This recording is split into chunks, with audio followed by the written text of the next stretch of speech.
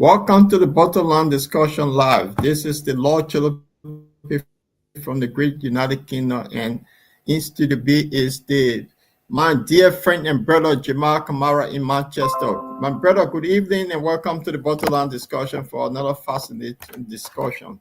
How are you today? I'm fine. Thank you, Paul. Thanks for having me. And good to be here. I would love to be on the borderline. Tonight, we're going to be discussing, we'll be looking at some news stories that make headlines in Liberia and other breaking news also coming up Liberia. Liberia is quite an interesting story, Paul. We need to always discuss Liberia in this once we have the time. So it's good to be here, Paul.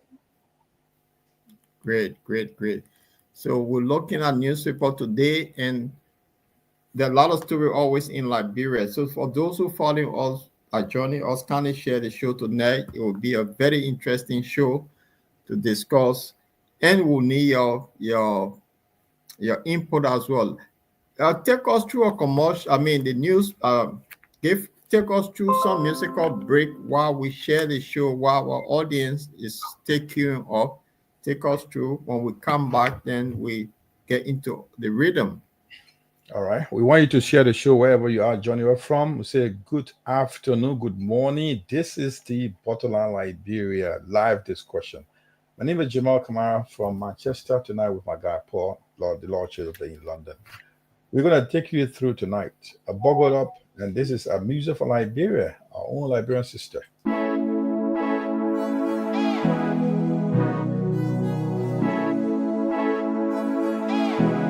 It's Dash Media. It's Flossy, baby. Money will follow later. I got shots when you held my hand. I started breathing, I got frozen. For some reason, I lost my mind. When you were telling me, say you were feeling me too. Same fine boy with the cutie eyes and the brown skin looks like chocolate. 6 feet tall with 6 spies. You gon' shy, you just my spec. Man said been feeling you to the wild when you say be my girl, I say yes, okay. I remember you said you like your girl with a hiding color like mine. But let we toss so and toss so. If you see another girl, have fun, let me. Oh, have fun pass me. You sure say same when I ain't a Bogari. Cause I am ready to put in my all. Me by a show. For me, la rest a show. I when I iso and iso. And I won't be so and be so. So that we toss so and toss so now. Let we toss so and toss so now. Let we toss so and toss so now. If you see another girl, have fun at me. Let we toss so and toss so now. You sure say same when I ain't a Bogari. So that we toss so and toss so now. I know you like the way I blinky, the way I find it, girl, I find you too. I know I want in a million, but find getting plenty with more than billions. But you say, Floxy to I met you a diva. I be catching feeling for you, like I catching fever. Don't let your hair with my sweet. Enough for no palipine, I will give you fever. Me, I just say yeah with my mother, enough for my heart. Temptation plenty. I just say yeah with my mother, enough for my heart. Temptation plenty. Musu tell me say you tell, say you want to. Is that one true? And I hear them say you be player. Be like breaking girls, them hard. But let we toss so and toss so. If you see another girl, have fun, let me. Oh, have fun pass me. You sure say same when I ain't a Bogari. Cause I am ready to put in my all. Me by a show. For me, la rest a show. I when I iso and iso. And I won't be so and be so. So let we toss so and toss so now. Let we toss so and toss so now. Let we toss so and toss so now. If you see another girl, have fun, let me. Let we toss so and toss so now. You sure say same when I go Bogari. So let we toss so and toss so now. I know you like the way I blinky and the way I find it, girl, I find you too. I know I want in a million, but find getting plenty with more than billions. Boy, you say Floxy to I met you a diva. I be catching feeling for you, like I catching fever. Don't let your hair with my sweet. Enough for nobody, baby, I will. It's Dash Media.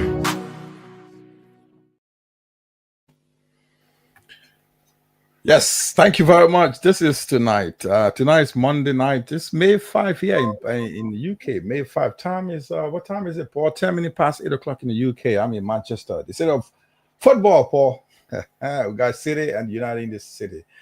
Wow. I know you don't want to hear about United, yeah. Yeah. Those who like football, I mean, I'm a big fan of Man United. I know you also City fan. We also have what do you have? Arsenal as well as in the London. And you know, you can't be in the UK, you can't talk football. Then you don't live in the UK. If you don't talk football, then you don't talk. You don't talk, you don't live in the UK. Paul, I know Arsenal. Okay, a lot of Arsenal supporters we say, what happened? You are very diehard Arsenal supporter. Let's before go to tell me what Arsenal is up to today. Well, the thing is, Arsenal for some reason is one of those things you have to love it or you hate it. You love Okay. Arsenal, they carry your blood pressure out at some point and then they drop it, and then someday they Yeah. lift it up very hard. So Arsenal is in the Yeah. semi-final with Okay. Paris Saint-Germain, and then the first leg they were beating 1-0. Now the return like is on Tuesday. It's a That's must-win tomorrow, game isn't it? for Arsenal. Yeah, or Tomorrow? they will end up with it's yes. So Okay. they will be in Paris to see if they can reach the final. So that's where Arsenal. So Arsenal fans are bit now going back to the same old Arsenal.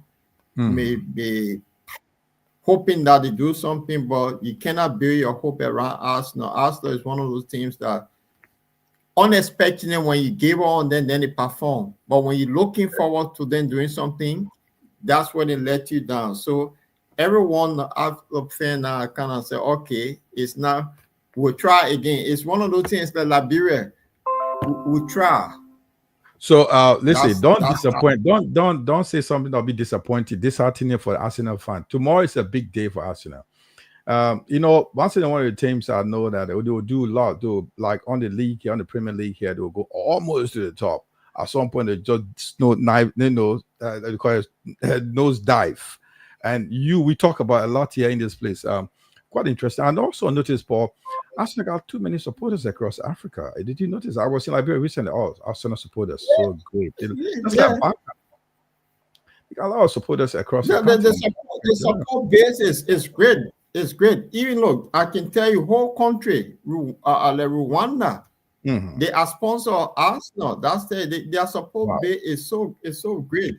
But Is the this thing is with this something? What do you Arsenal, do if you look at Arsenal support? Is this something from the mouth or is just a mere support? Is it does it reflect to financial contribution in terms of buying the kits, buying promotional material from the club around Europe? Is how because as most people don't you have the money to buy anything. It's just like the law for the club. no, the thing with Arsenal, the it's the style of football that they play. But that style of football, if you take Arsenal, it's already like you support United. Mm. United, when Eddie Ferguson was there, Yeah, he played a typical English football that there's no take to tack business. It's just straightforward, and that gave him a lot of result. But it was the Arsenal that introduced the kind of Barcelona style of football in the UK as a winker. So that attracted a lot of people, especially the new generation. right. Before in the, during the 90s, you have the what was United, the dominant in the 80s was Liverpool. Then when it came to the coming towards the 2000 now, you found Arsenal was the challenger to United. So Yeah, that have brought rivalry between them. So a lot of people tend to the kind of football we're playing. And then what happened when it became invincible in that particular year that they yeah, won the tournament? So you found a lot of people follow Arsenal.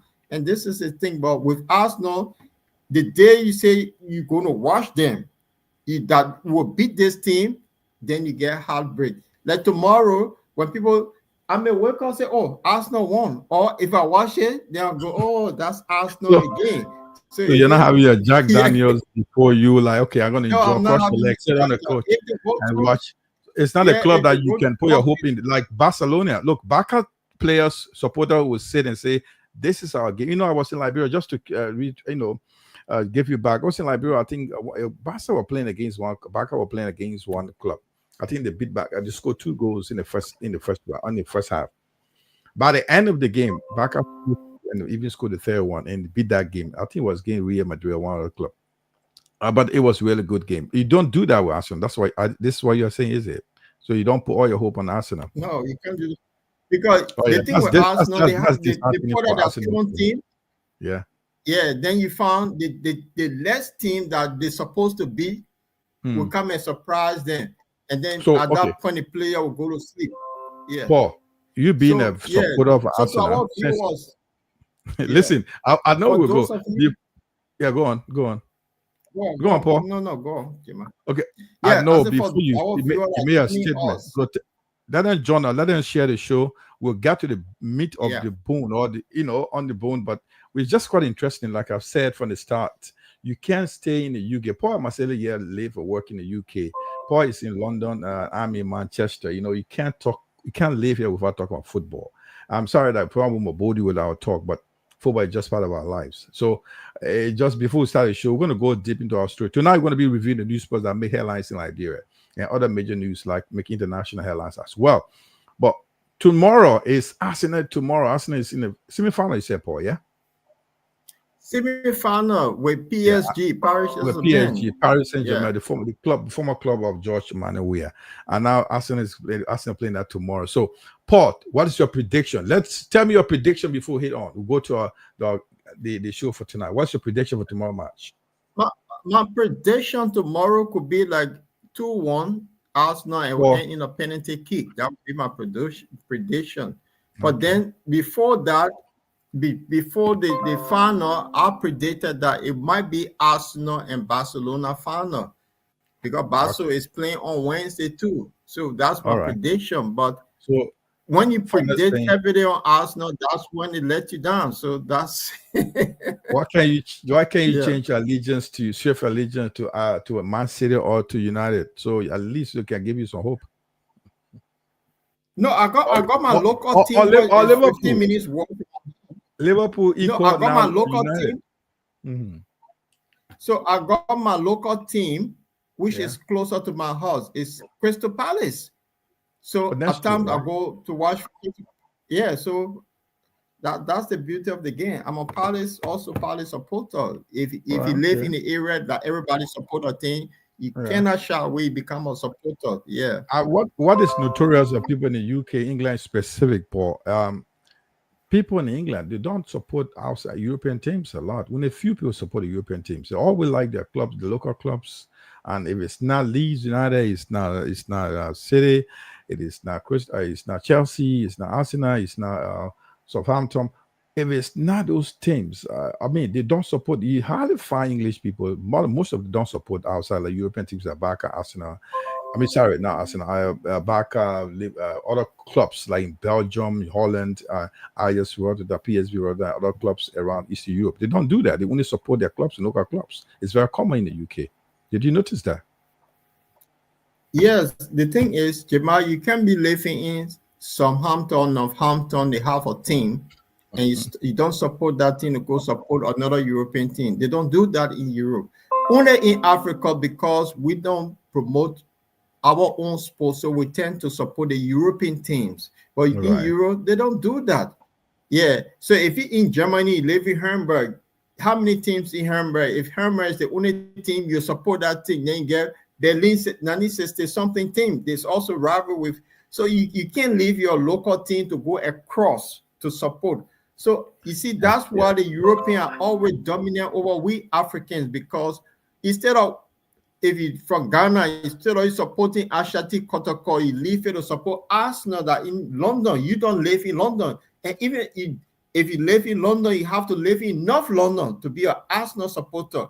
So if you live in West London, you get Chelsea, you get Queen's Park Ranger, you have Fulham in West London. So you live in an area, you support one of the local teams instead of you going all the way North London to support Tottenham or Arsenal. So that's why when Crystal Palace down the road on the other side, you get Millwall. When Crystal Palace play Millwall, it's like the two towns come together. That's fire. Yeah. Yeah. So that's the rivalry, and that's not in us in Yes. Africa. So you Yeah. That's Arsenal play true. today, people committing suicide in Kenya or European team that they don't even have connection with. They will never even go to their stadium to see. This is where it is. So the European always dominate we African until we do something. Oh, one last you ever how about Liberian football team? Back in the day, we used to talk about yeah, Barroso, yeah. Joseph. Don't worry. That's enough of football tonight. We'll be going straight to the ball. If I but that's sport to play. He loves talking about football. So if I leave him tonight, I'm gonna take it through to all the night and talk about football. By the way, one quick thing, Paul. When I was in Liberia recently, I had a meeting talk with some of the kids around me. They said, "Oh, Uncle, what do you support? Which team do you support?" They thought I was talking about Barca, or something like Real Madrid. I said, no, I'm support United. So why United? I said, for Manchester.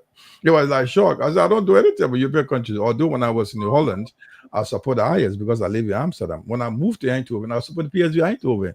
This is how I do my thing. I pay allegiance to the club that I live in because I pay tax to that particular club, and they also benefit from me. And this is why I pay my allegiance to that club. And the next time I'm in Liberia, I'll be supporting the national team. Anyway, that enough of that. Paul, what we got tonight? What do we have on the so before tonight we'll be looking at interesting stories around Liberia. And we'll also talk about what is happening in the Middle East. We've long been sinking this song on this platform about the Israelis want to annex the people in Gaza, and that is not coming to reality. So we'll be looking at that. Then we'll look at what Samuel Johnson, who have just been appointed by the president of Liberia and now threatening to latch on people when he will whip people. We'll look at that. And then there'll be a chess tournament in Liberia. There's other interesting Scrabble tournament in Liberia. Then we'll look at the National Port Authority as well. What is going on there? Is this free now? They call National Port Authority, Free Port of Liberia. Has the government decided to make things free for us at the National Port? We'll look at that. Yes, and other story. The impasse in the House. What happening? We have two speakers that have been recognized now because both of those speaker pictures have been put in the archive of Liberian Senate. We'll look at that, and we want our viewer to chime in too. What do you think of the program? Yeah, so that's about. Before we dive into the program, let's take a quick commercial break. Our sponsor, Hans Vodka. Di Lorenzo, G Grace. Hems Vodka, Liberia number one vodka, Liberia number one, right? Okay. The phrase, a new sheriff is in town, does not only belong to law enforcement. How about the introduction of Liberia's premier vodka, a quality and customized liquor for all occasions? Try the flavor of your choice. Hans Vodka, Hans Honey, Hans Bitter, and Hans Original Vodka. Hans Vodka has no hangover. That's why they say Papa drank Mama happy. Hans Vodka is sold in all stores, shops, supermarkets, and entertainment centers in Liberia. For wholesale, contact Hans Vodka at 0777 001114, 0777 000 979. We can also be reached via social media on Facebook and IG at Hans Vodka or www.hansvodka.com. In the United States, please contact Hans North America Incorporated at 610-543-9289, 484-888-1622, 484-755-8411. Hans Vodka is approved by the U.S. federal government. Hans Vodka brings out the real man in you. I tell you in my boy in my blood. Every time when I stay on the block, everybody knows it. We have spot. And forgot that number one. Oh, from Liberia all around. In supermarket store and everywhere. And forgot that number one. Oh.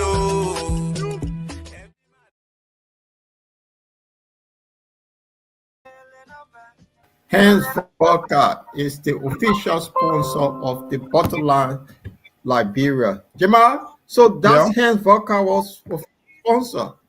How are you, my brother? Talk to me and our audience. Can you share the show? Yeah, thank you, Paul. Thank you for having me. Thank you very much once again. I want to say hello wherever you are. We want you to share the show tonight. We would, like my colleague said, we're going to be diving through some of the major news that made headline in Liberia tonight. We will, like he said, we're going to talk about what happened in NPA. There was some waiver there at the NPA, and also we're talking about something happening in ULA.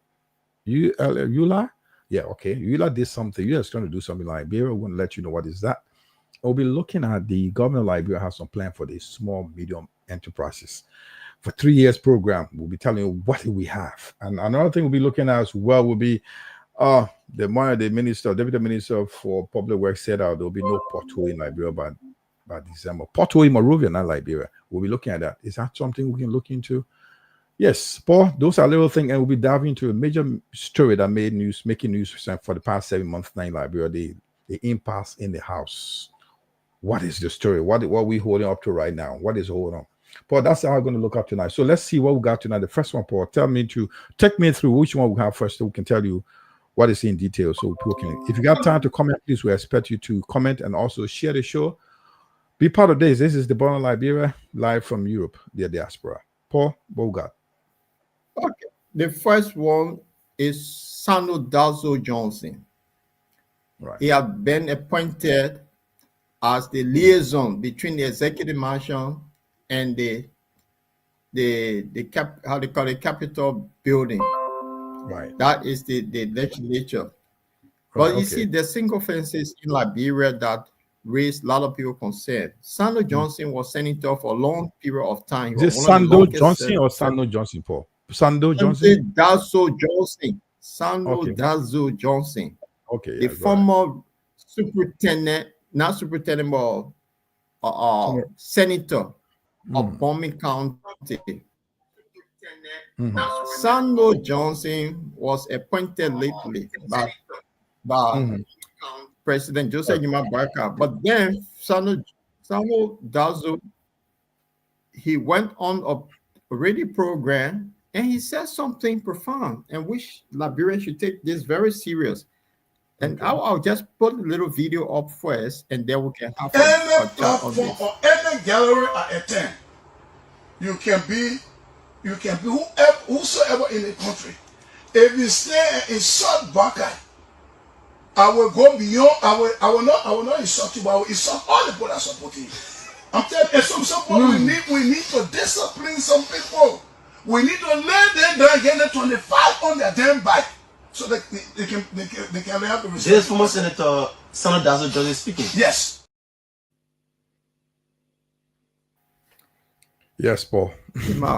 Yeah, Paul. Listen. Former this is new. Former senator. But Paul, what do you expect?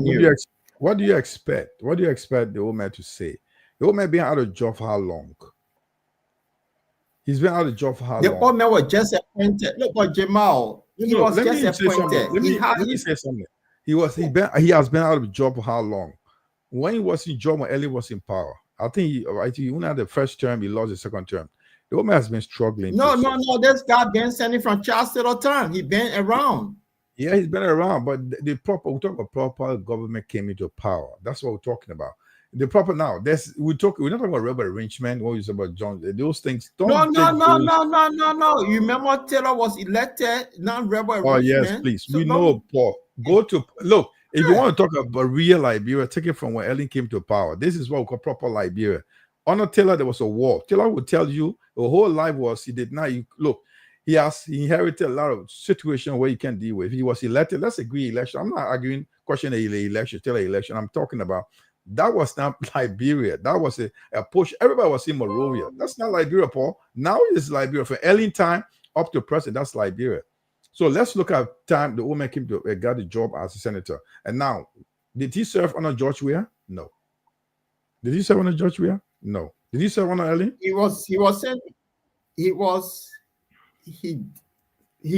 on Ellen. I think he was there twice. He one of the longest service senator. Fine. But what are you expecting to do? You know what you can tell me. Let's say something. All right.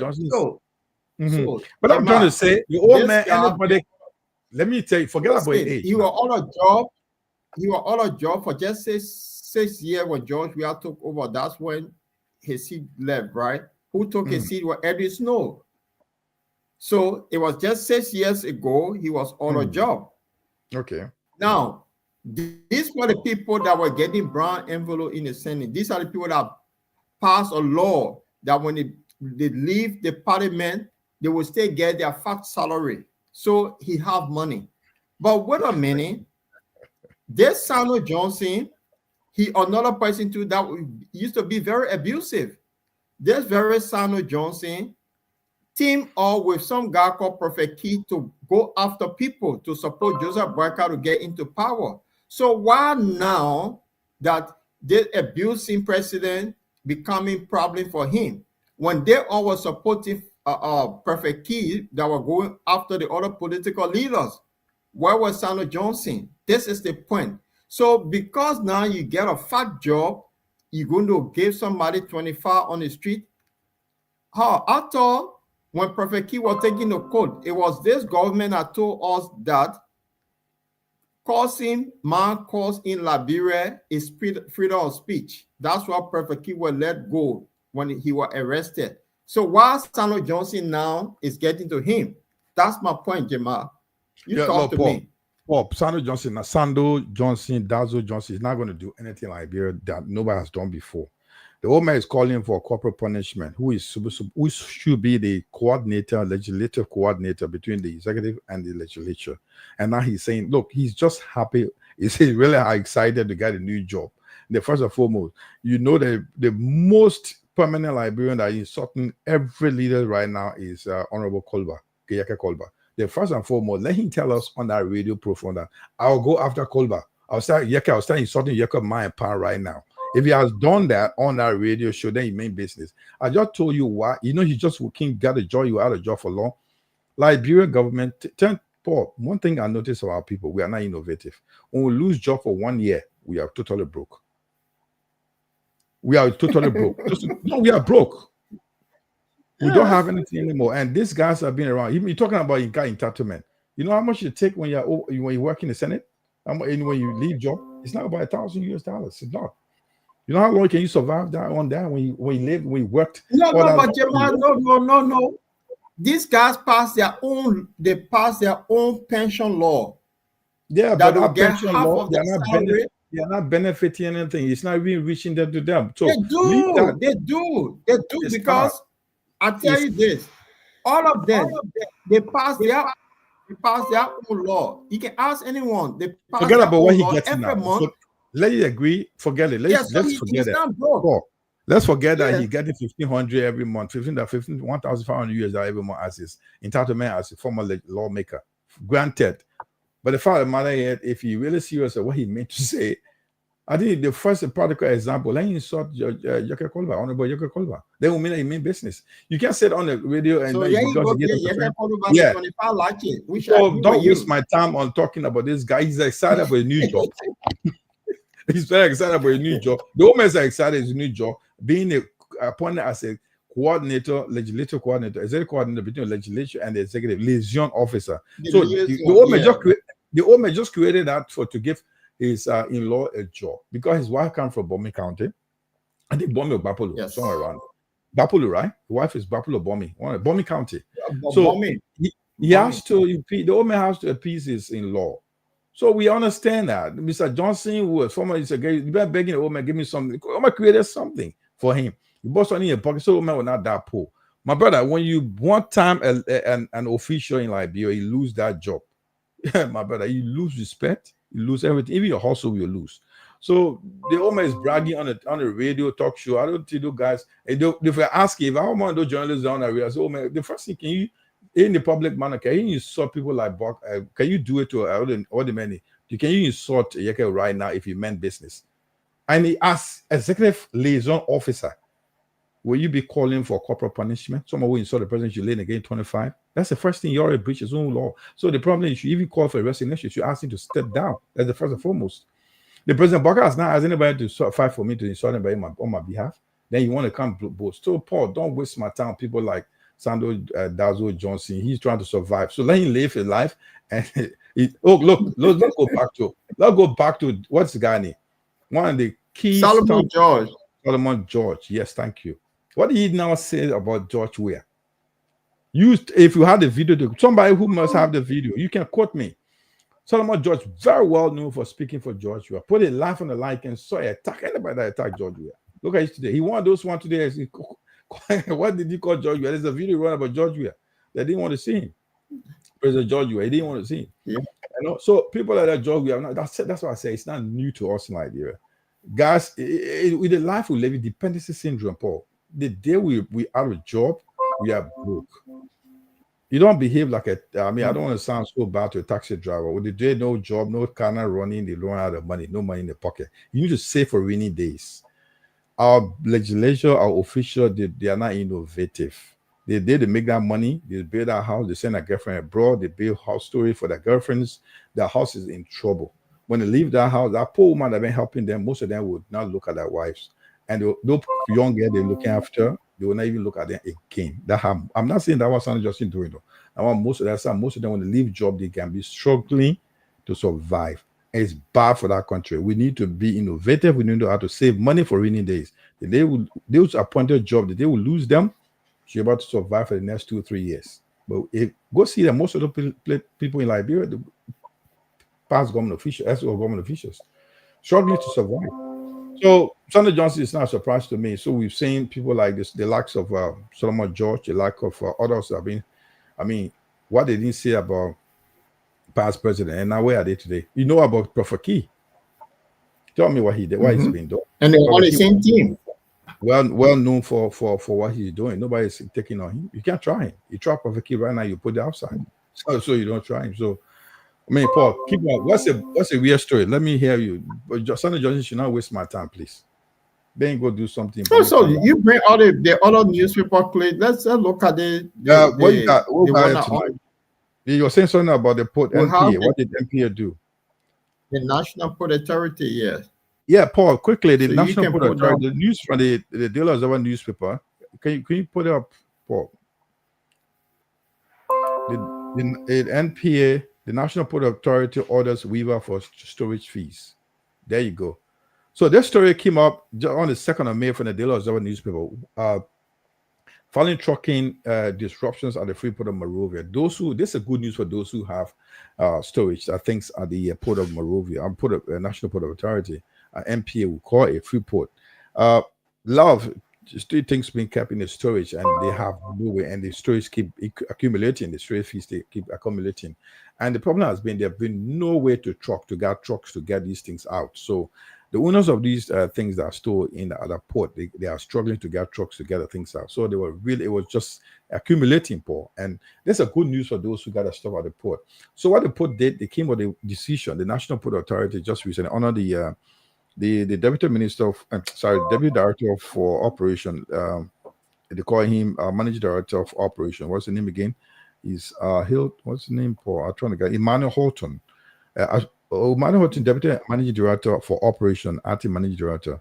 He said that, look, what they're trying to do, they're trying to erase the financial burden of the port usual stakeholder whose cargo was delayed due to unforeseen trucking challenges. So what they do, if your things were at the port for all the period of time and you are accumulating too much of storage fee, they're telling you, and I know the terminal was telling you to pay that one, they said to waive it, free, don't pay anything.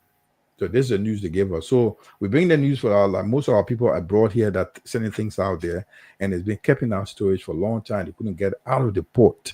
So definitely what they put, Mr. Horton, Emmanuel Horton said, look, all those that got to stop for the period of time, but not forever, for the period of time, because you got challenges of getting trucking to get the stuff out of the port free for you today. We'll waive the money. If you have thousands accumulated, you have to pay.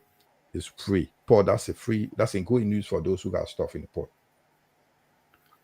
Yeah, it's a good news for the time being for those, because people are the government been ripping people off out of national port, where it's called free port, but then I think the name should be changed, that instead of free, it's a higher port to get goods, because if you carry something to a very free port, and then that free port now is people are running away from that, going to Guinea, going to Africa and Sierra Leone to bring transit, to transit that stuff. Yeah, that's right. They will take things to Guinea. They need to change the name. to make a transit.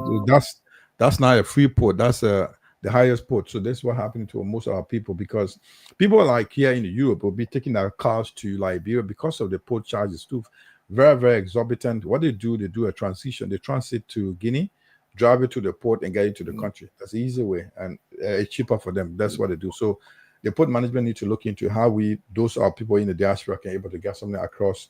I mean, I think they should create a kind of enabling environment for the people in the diaspora, Liberians out there, and people that are interested in doing business in Liberia. I mean, they should give them some, waiver for them. Yeah, the thing should do that for them. Gemma, sometimes I don't feel sorry for us Liberians, because why? We chose to do the wrong thing. There are other people that were vying for this position. They talked about the, how do you call it, APN terminal and other things that were hard charges on. They were going to get rid of it. And people say, oh, because they beat on George, we are government on of those hard tariff that people were charging free of charge. Look, the APN terminal doing tracking. You have Viva there before. They brought all of these things.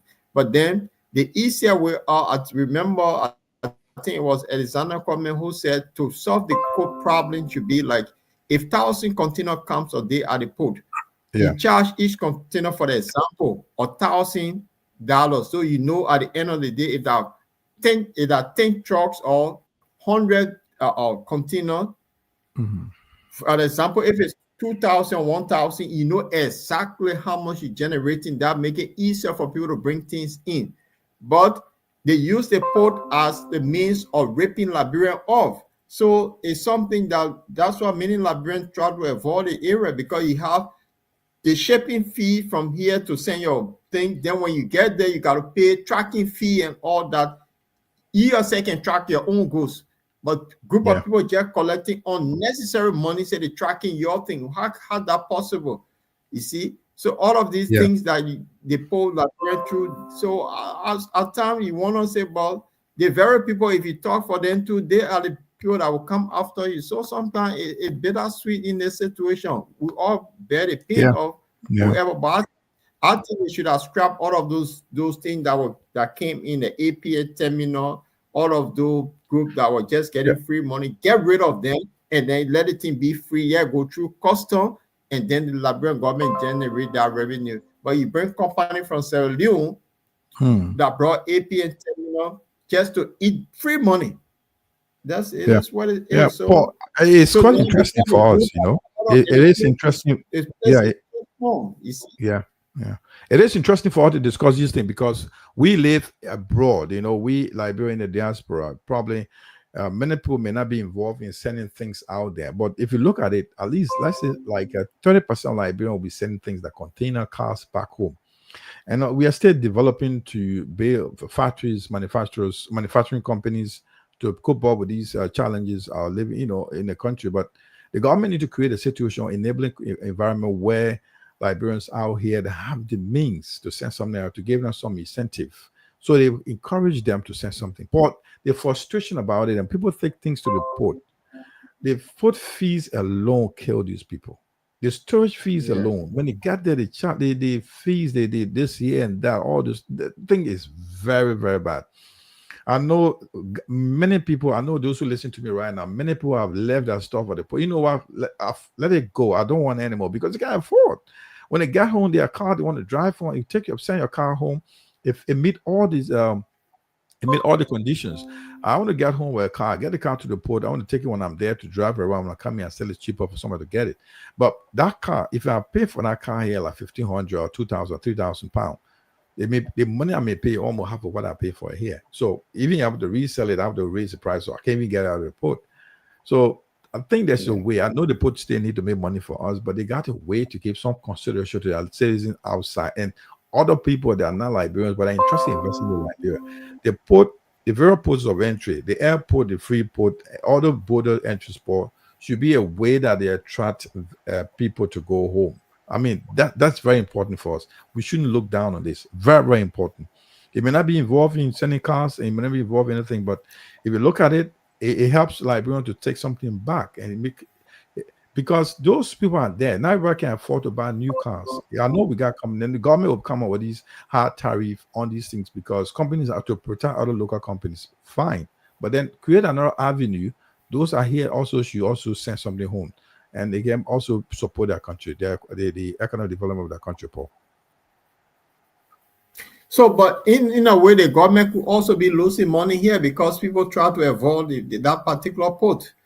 So Yeah, Guinea exactly. and Sierra Leone tend to benefit more because of our own people doing bad to our own people. Yeah, This is exactly. what That's true. happened. You find other I means agree. of how can you buy car 500 pounds, for example, you get to Liberia, they charge you 3,000 pounds 1,500. value of that. I mean, do you think, you know, right away, you're not going to pay that money. You're going to say, okay, I'm going to leave the car there. But then also, you mentioned something about if you can't pay the money, say the yellow goes with me. So these trucks now, some of those people have left Liberia. Yeah, So these yeah, trucks driver, they're going to be, they are the beneficiary of this free weaver thing that they're doing. People yeah, gone. So, and then this information said people may not even know that the government have given this window of opportunity to get the things out free. So you see where we yeah, are. So yeah, somebody is just laughing and say, "Oh, the mama brought 3 cars. Now it's in my container. She's gone. Oh, hallelujah!" That person. yeah. So some people will benefit from this. Yeah, brother. So I don't Yeah, know, thank you. but Yeah, that's it. So if you just join us, don't forget also that you can share the show every time we come on. You also be alerted and share the show. Please subscribe. This is About Liberia. We are here every now and then. We'll pop up. Mostly we are here on Tuesdays and Fridays, and during the week we'll come to do some review of what make news in Liberia. So be part of this show. Always subscribe and like, and we always be part of your life, and you'll be part of our life because Liberia matters for every one of us, right, Paul? absolutely. Yeah. Well, So what next on the list there, Gemma? yeah, we also talk about what is trending in Liberia right now, Paul, is this story that come from this is Liberian EULA breaks ground for Diaspora Resources Center in Liberia during their landmark visit. This is quite interesting. I mean, EULA is Liberian organization, the mother organization of Liberia in the diaspora. I mean, that's based in the USA. That's a Liberian organization, the mother organization in the USA. Now they say they want to build a resource center. Paul, I've not been around for long compared to you with regards to the diaspora. You came Europe 10 years before I came in. Probably you know about you activities in Liberia. Apart from other organizations, other things like support you've been giving, probably we want to know more. Do you know of any apart from what they're doing right now? I know they've been giving some help to our people during the COVID period, other story and support during the election. They've been part of other observer teams to Liberia on peace talk and stuff like that. But this is one of the physical projects I think I know of that will be on the ground that we will see. I know they've been giving contribution to help some orphans and other people in Liberia and stuff like that. The resource center, wow, what do you think? It's just something like this go this on. particular is interesting though, for them to do a groundbreaking for a resource center because this is the group in America that always people fall hard to join them, become some sort of leader and hold government job position in Liberia. That's where EULA have been for. Most of the people that pass through EULA, you find out that they have been ministers before. So you see, Charles Taylor, they all came from this group. So if you look at it carefully, so this is the first of its kind. This is the very group that Nathaniel McGee, when he was presidential minister, went to and gave them money.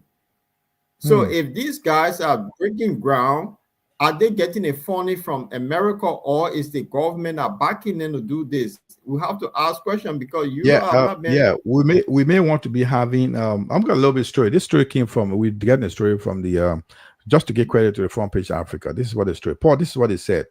I will read low from the from the text here. The Union of Liberian Association in the Americas, EULA, has concluded a landmark visit to Liberia, highlighted by groundbreaking ceremony for its first resource center in White Plains Township, Moshari County.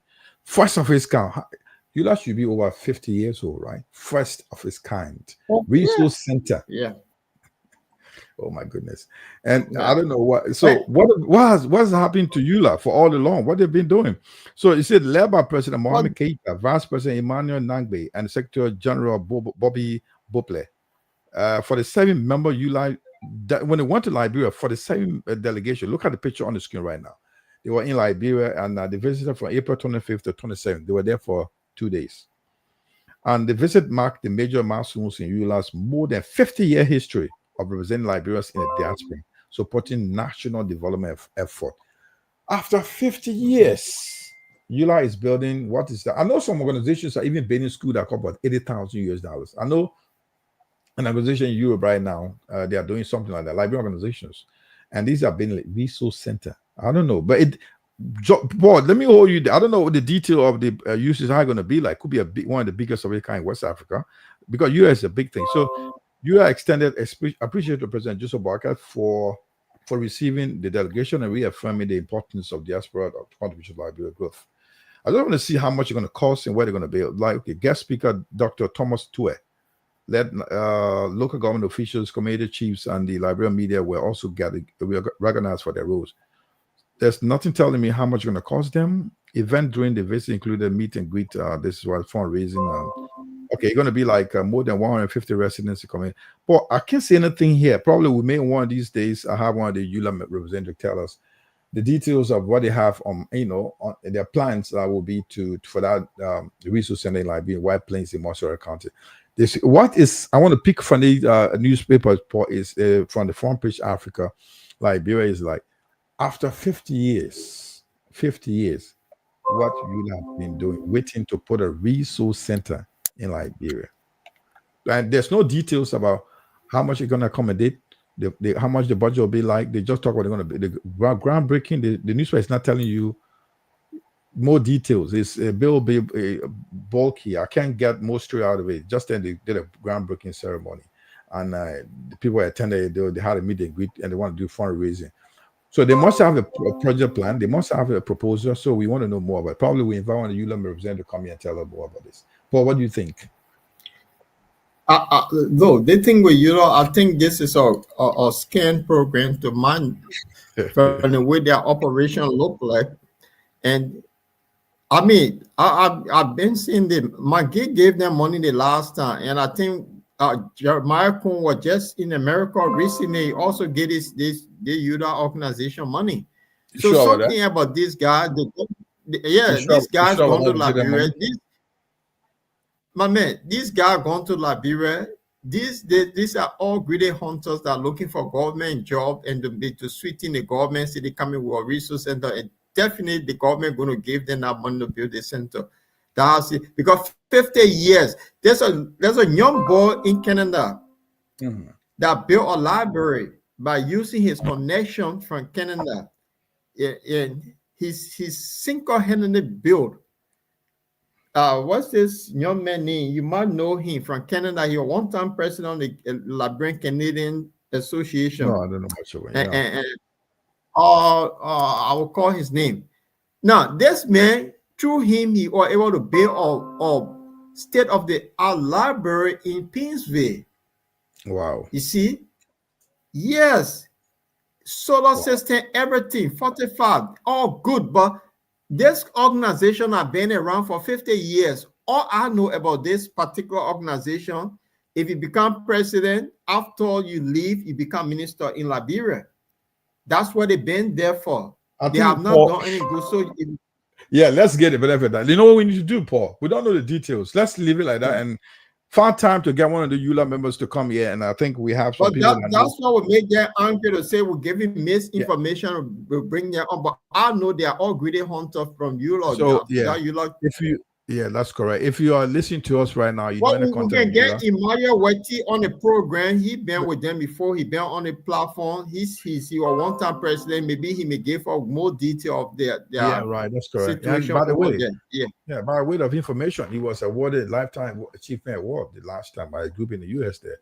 Emmanuel Weti. He was also running behind these what's that? You got election voting citizenship, dual citizenship, which was initiated by EFLA. So EFLA, we there with our group. EFLA also fighting for Liberians right for voting right as well. So it's another campaign effort. Leadership. I hope Francis will be one of these days. He's taking the lead on that to make sure Liberian abroad will vote in the next coming elections. Paul, you like another disappointment, you say. So let's see if we can get one of them. If you're joining us right now, this is the Borderland Liberia. We live from Europe. We will be discussing Liberia. We are always discussing Liberia.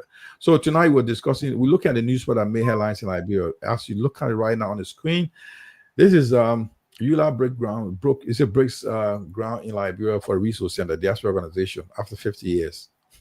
All right. We don't know what his details, the project detail is, but we'll invite them. I can see my dear friend Fofana over there. I'll reach out to him because I see him in the middle with a blue coat suit there. So I might find out to see if we can get him on the show.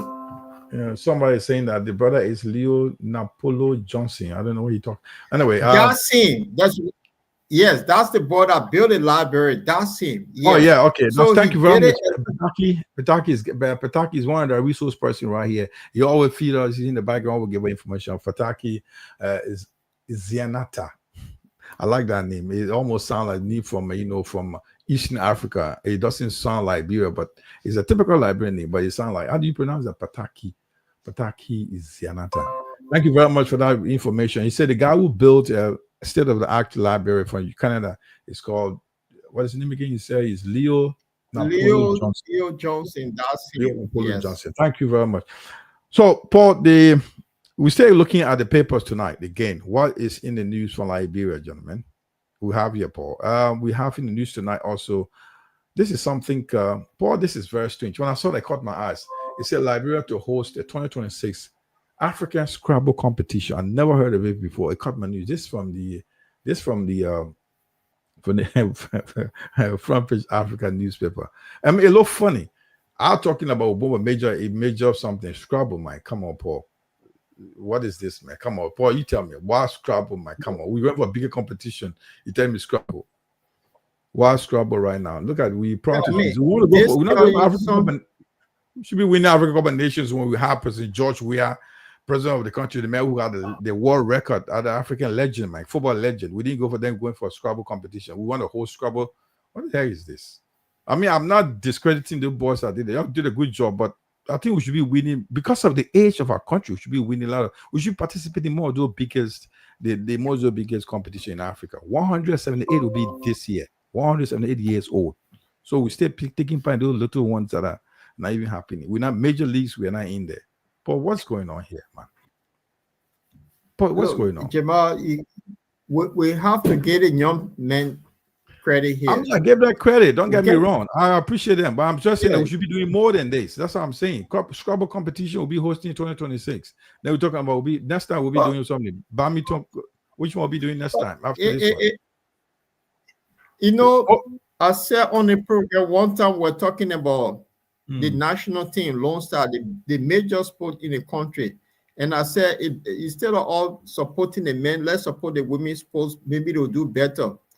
Because the men sport, for some reason, they are useless. But this travel thing has shown us that the intelligent young men and women, young boys and girls in Liberia to reach this far is something. So we must recommend this as something that Liberians have a lot of clever people, but because our people did now then, so they can't go nowhere. So just show that if you put money into youth, they're capable of doing a lot. And this is why if they can win Scrabble tournament and then come into Liberia, think on it. So if you invest a lot in youth and sports, they children could do like what you're talking about. 178 years old, they can win football tournament, they can win badminton, basketball. But the funny is not there. The funny on Mr. Dasso Johnson then that are taking all of the money, so the people not getting it. So Dasso Johnson then they go about telling people. So we hope they just suffer the youth. Yeah, I agree, Paul. I hope the government can support these people, whatever competition they're going through. Paul, I had the opportunity to go to Cape Town when I was in Liberia. I met the president of the Liberian Surfing Association, Maurice Sharif, very young, amazing lad. He took her around Cape Town with a team. Probably one of these days we'll have him on the show. He's very good. They went to West Africa to represent Liberia. Man, we have one of the best waves in Liberia. And this guy was taking me around, the Piso coming down to the ocean, the sea, the Atlantic Ocean, where we saw a lot of things happening in Liberia, but they don't have the support. They don't have the support. These guys will spend all the day by the ocean side. And you don't see they help people out. They're very, very generous people there. But they need some support to go to other African countries to take part in competitions. Like the struggle competitors, we need to give them some support. We need to expose them to other international competitions. Liberia need to go out there. The government don't overlook these things. They are very good. Scrabble competition. What about this guy from Russia who played against what's the Paul? You were in Russia. Who played against machine those days? What's Gary something for these? You're playing this poker game, right? Was that him? Chess game, sorry. Chess the game. Scrabble. No, chess. It was the chess. Is it Gary something? The chess one. The one is about picking letters and putting words together. Yeah. And No, I'm just saying something. What I mean, I'm trying to say, the guy who won the chess game from a Russian fella, I forgot his name. I forgot if Gary something. I think you got a name later on. But this guy became, at some point, even contested for the presidency in Russia. Smart guy this guy played against computer machine. He won it. So credit to those guys that won the Scrabble stuff. We're doing well, but I hope there are many other smart people in Liberia that can compete, and we want to expose them. But then they need to have some support to travel to other African countries, other nations to compete against other people, to get experience. We're not all about business and stuff, because there are other things that we need to do. The social part of the recreational aspect of our people, the mental state of our people, the mental well-being. These potentially they help them. So the government need to look into that. But we want to say hat off to you guys, and we wish to see you what happened in 2026. And I hope you can keep the what is that? We can keep the trophies in Liberia, Paul. Yeah. So before we move on, Jamal. I just want to bring you back to the Liberian amputee. Okay. Those boys went around winning. They've been winning tournament because they have some sort of funding. So it just shows that when you invest heavily in the youth in Liberia, they're capable of delivering the service. If we invest in them, that's what these guys are telling us. Because if you look at the girls football team, I think they went in some sort of tournament before in Africa there, and they did something. So what we're not capable of doing is just putting money in it, and the talent is in our country. And look at George Weah, for example. If those have not put money into those people, George Weah, Salisa, then we're not going to go on. There are many other George Weahs there. There are many other Salinsa. There are many other Christopher Weah there. There are many other talented Liberians out there that need exposure. And we want those like to go to scout players. They should go to those rural areas or something. Like people keep calling. I think somebody keeps saying that we need to turn those county meet to national meet. So it will be something that we can expose our players out, our young talents out. Most of those people, you see them around on the street, they call them the disadvantaged one, they call them Zogos. Most of them are very talented in many disciplines. But we don't care. We just want to keep the pocket. We just thought, we want to make sure we may bring project or be impact you impact their lives. These political statements. But anyway. If they hand pump, it will impact them by drinking well water, do river water, and say eating hand pump. Paul, another story I want to bring it to you tonight, guys. If you just joined us, this is the Boy Liberia. We're coming to you live from Europe. My name is Jamal Kamara. I'm also based in Manchester. Paul is with me. Paul, the Lord should play. From the seat of King James, in last London. Paul is here with me tonight. We're discussing what Liberia is from the newspapers. We'll be looking at the Daily Observer newspaper, the Front Page Africa, the News Liberia, the Inquirer, the Independent, and many other papers that are making headlines. Paul will be telling us much about the international, what's happening on the international scene, but that will be the last bit. But I know we'll take you to the main bone of the matter. What's happening? The latest news from the House of Legislature. For the past 7 months now, we've been having issue in the House. Something's not right, man. It's very, very dramatic. Liberia is really having some great time. I hope you can record this thing 25 years to go. This will come to life. We'll look at it as history, Paul. Well, I hope it will end good. That's it. It will end for the good of the country. That's what we're looking up to. But the political rivalry is something good. They bring lessons up, Joe. But what do you think? Absolutely, and that's the most people afraid of the rivalry, and this is what I love the British Parliament, because what happened is when you become prime minister, your opponent would not give you room to maneuver, so you have to be smart, you have to be straight to the bone.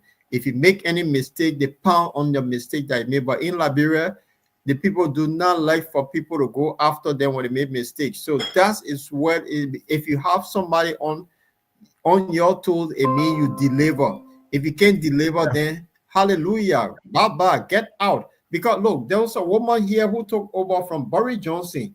She only lasted 38 days as prime minister, Queen, because she could not deliver.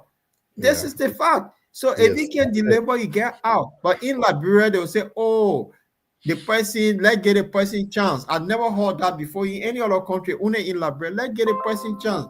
A person failing you. And the thing is, the chance you give in them, in your life, there's no chance, because the time, the hour, the second is adding on your age. So let's get this person chance for failures. You get what I mean, Jamal?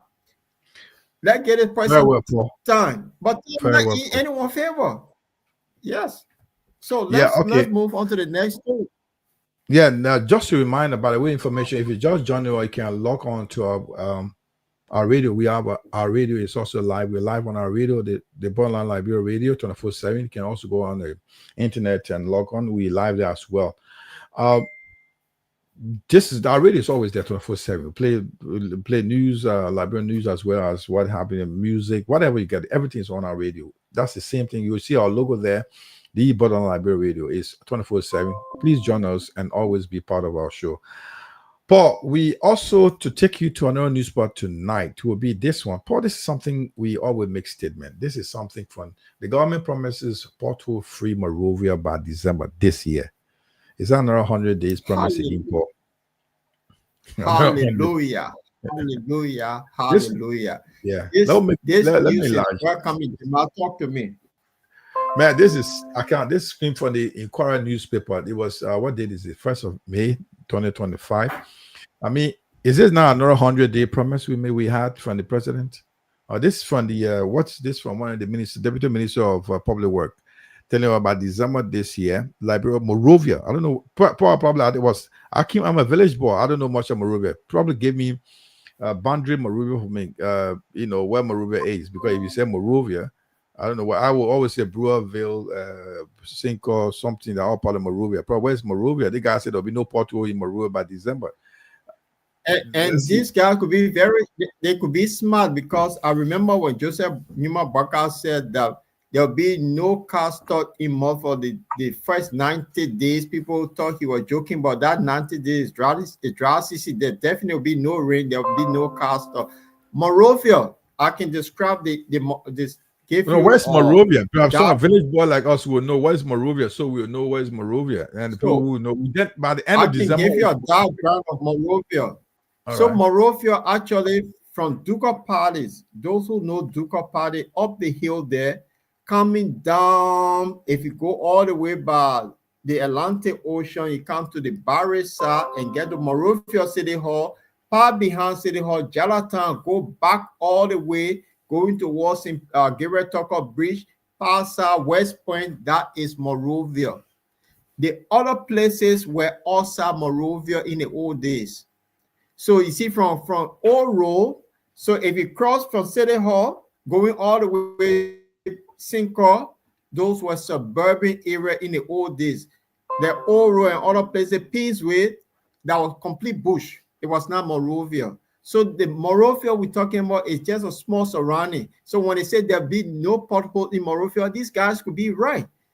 So it won't be Dubo Road. Dubo Road were also, it wouldn't be Congo Town. Congo Town was the suburban area, or not in Monrovia. So there was area that the settler was. So if you go places like Brewerville, that was whole village.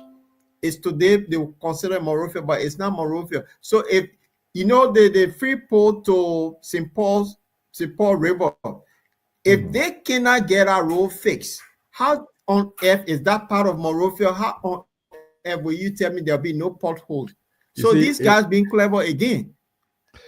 You see, Paul, For Liberia to discuss about ruin Liberia is trying. It just invite. It make me ashamed. You know, we so 178 years this year. We're going to be talking about. We don't have major road that it's about 500. Like in Monrovia itself. I mean, you're gonna have 1,000 kilometers to cross into better roads. Look at Monrovia. What the major roads? The better street, if you take from the Puerto from here the big junction all the way to Executive Mansion, that's the end of the road. That's it. Thomas Boulevard, that's it. I mean, if you see that even everybody come on the road, that's the only main road to the airport. And that road from the city center is always jam packed. This part of the night, or probably is quiet now, from 3 to 5. You can't get on that road coming to town because that's rush hour in Liberia. So there's no other overhead bridge to connect you anywhere else. There's no proper road in our country. 178 years, we're not talking about proper road yet. We're still talking about we will face road, bad road medicine, we got water stuff. It's a shame to talk about these developments still not coming to us. I was just wondering, countries that came about like after us, like after the war, like Rwanda, what they do. People who visit Rwanda will tell you how much good the president has done in our country. And we just can't do anything. Boy, it's just shame to talk about it. This guy, we brought this thing for you to have this minister on record. I'll get his name to you in a couple of minutes from now. He's telling our government promise pothole free Monrovia by December. So Monrovia, Paul just described Monrovia.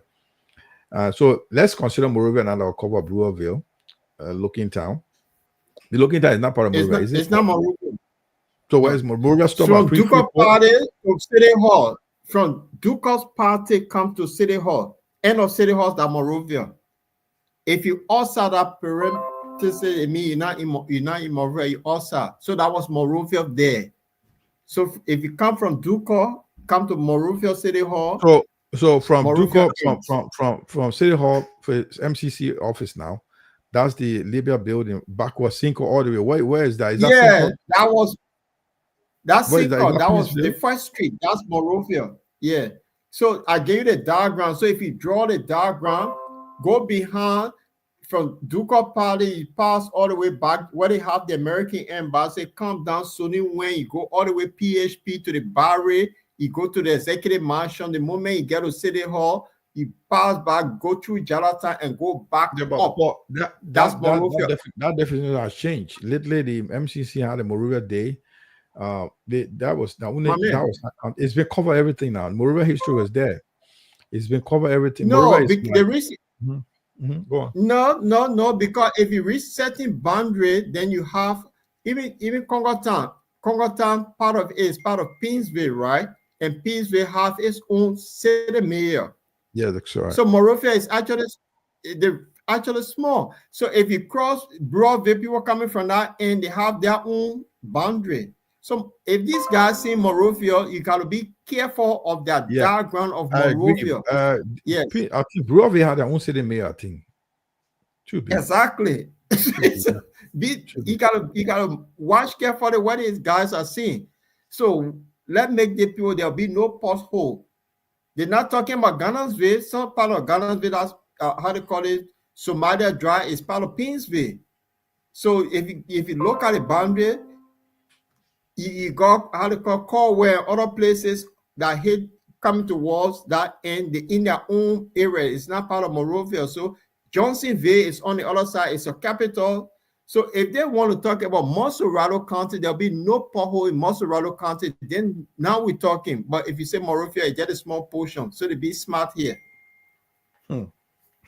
Okay. So, but can we hold the minister accountable at the end of December to say that let's consider, because generally we consider Pinsville. I'm not sorry, from where does it start? From Vamoma House or somewhere. Where does Pinsville start then? Pinsville actually start from right after from Mobile Hall, after airfield.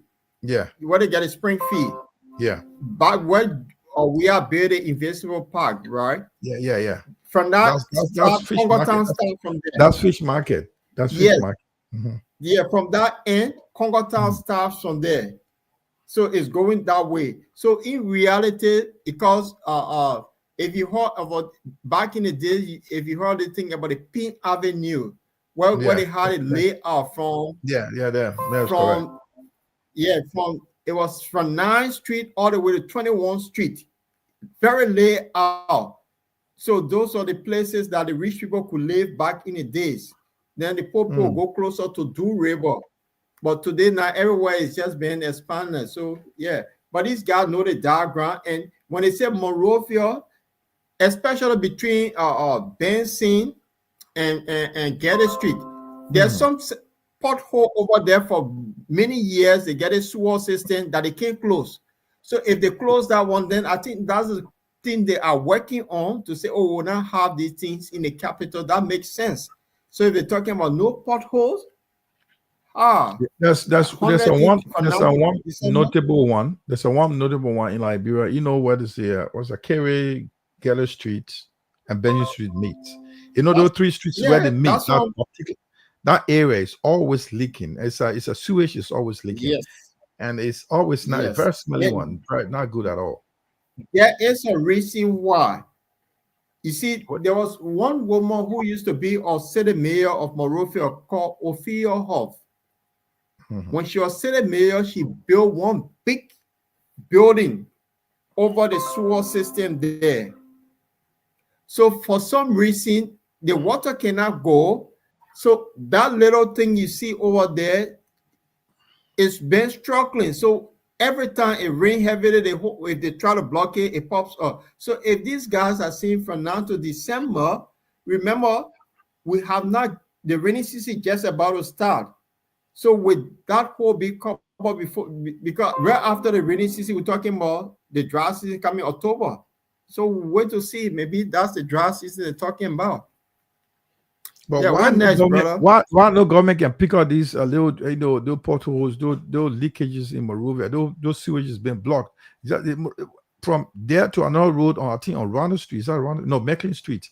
Another Mecklin is that Mecklin Street? Yeah, Mecklin Street down going almost like going down to Mecklin going closer to Newport Junior High School, somewhere around there before that place. That's that's Macklin Street. So There's it's another, Nipo on the other side, there's another going sewage towards leakage in that area. Muslim Congress, Yes, correct. going towards Muslim Congress. So that particular area, it just been like that because so what the government need to do, I mean, this is what they need to, you see the university students that are doing engineering, they Yeah, need to okay. commission the senior class that look, you take on this as your project, the engineering student as your project. Because why is it the sewer system is blocked? Is there a way that it could unblock the sewer system? Because that's something might be the cause. You see, people use plastic bag to drink water. There's no garbage can around the town. So those plastic bags, the people dump down the street. So when the rain comes heavily, it's actually block the water from going. So all of these things get full, and then the feces start coming out. So the government actually need to commission the university student, the final or third year student that you take this as project. How can they get this clean?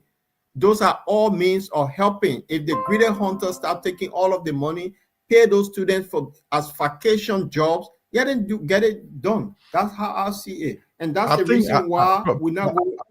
I believe that somebody may have present a proposal to them, and they are not even looking at it. It could be like very expensive for the capital intensive. They don't want to spend money on it anyway. But since I grew up, I used to live with my dad right on Mecklin Street. Used to play a call. Used to be a Maxim Hotel before. I didn't know what name of the hotel. One of my dad was working, living there, between Holiday Inns and Maxim Hotel. Right there, we used to live there, and that hole was there. I'm talking in the 70s, Paul. So up to now, when the last I was stay there, wondering, and the governments can't see these things. The Ministry of Public Work can't see it.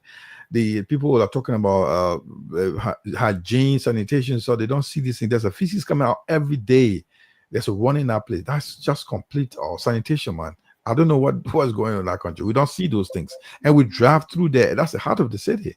Anyway, but the next on our agenda tonight, if you just join us, this is the Born Liberia. We can share the show. We want to also hear from you. What do you think? What we're discussing? If it's interesting to you, drop your comment. Let's see what we got. But I don't know what the next topic. You let me roll. What we got, Paul? No, I think something about the next topic. Is that something about the small medium enterprises for the government library? Trying to do something for the No, this the next topic is what queue up here now is the impasse. Okay. Okay. So before we get to the impasse, I think we need to do a little commercial break here because that Okay. story is Mhm. really interesting story, the impasse, because and something I want our audience to chime into, something interesting. And before I go to the commercial break, we have two speakers. One is illegal and one is proper. So these two speakers, for some reason, we're Oh, gonna look at it. Something, yeah. There are two speakers. One, according to Supreme Court, one is illegal and the other one is proper. So the two of them now, we're gonna dive into why is these two speakers that we have in Liberia. So one will be the shortest serving speaker, the Liz Truss in the UK, who served for 38 days as prime minister. So we'll have that. We'll get one speaker who passed the budget, but his illegal speaker that passed the budget that the Supreme Court benefited from that very budget. We'll talk about it. What kind of country we in called Liberia? This is what we need to get into. So let me find this short thing quick to have this commercial break. Di Lorenzo, G Grace.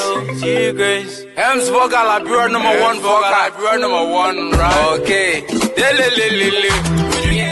The phrase, a new sheriff is in town, does not only belong to law enforcement. How about the introduction of Liberia's premier vodka, a quality and customized liquor for all occasions? Try the flavor of your choice. Ham's Vodka, Ham's Honey, Ham's Bitter, and Ham's Original Vodka. Ham's Vodka has no hangover. That's why they say Papa drank Mama happy. Ham's Vodka is sold in all stores, shops, supermarkets, and entertainment centers in Liberia. For wholesale, contact Ham's Vodka at 0777 001114, 0777 000 We can also be reached via social media on Facebook and IG at Ham's Vodka or www.handsvodka.com. In the United States, please contact Hands North America Incorporated at 610-543-9289, 484-888-1622, 484-755-8411. Hands Vodka is approved by the U.S. federal government. Hands Vodka brings out the real man in you. I tell you in my boy and my blood. Every time when I stay on the block, everybody knows it. We husband. And forgot that number one. Oh, from Liberia all around. In supermarket store and everywhere. And forgot that number one. Oh.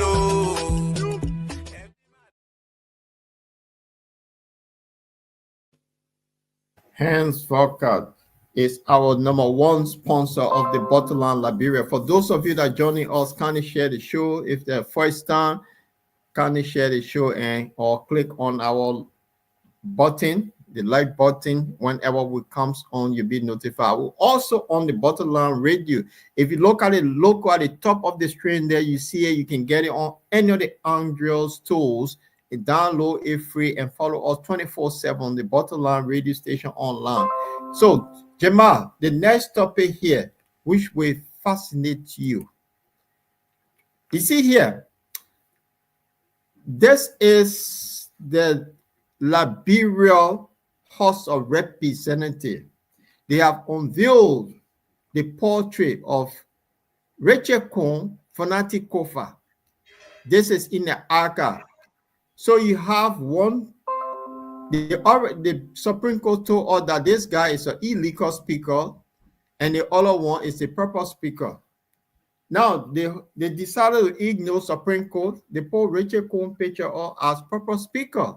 So Fanatic Kofa is, according to them, has served from 2024, making him what the shortest service speaker. So I didn't talk to me, Jamal. This story is just funny. Talk to me.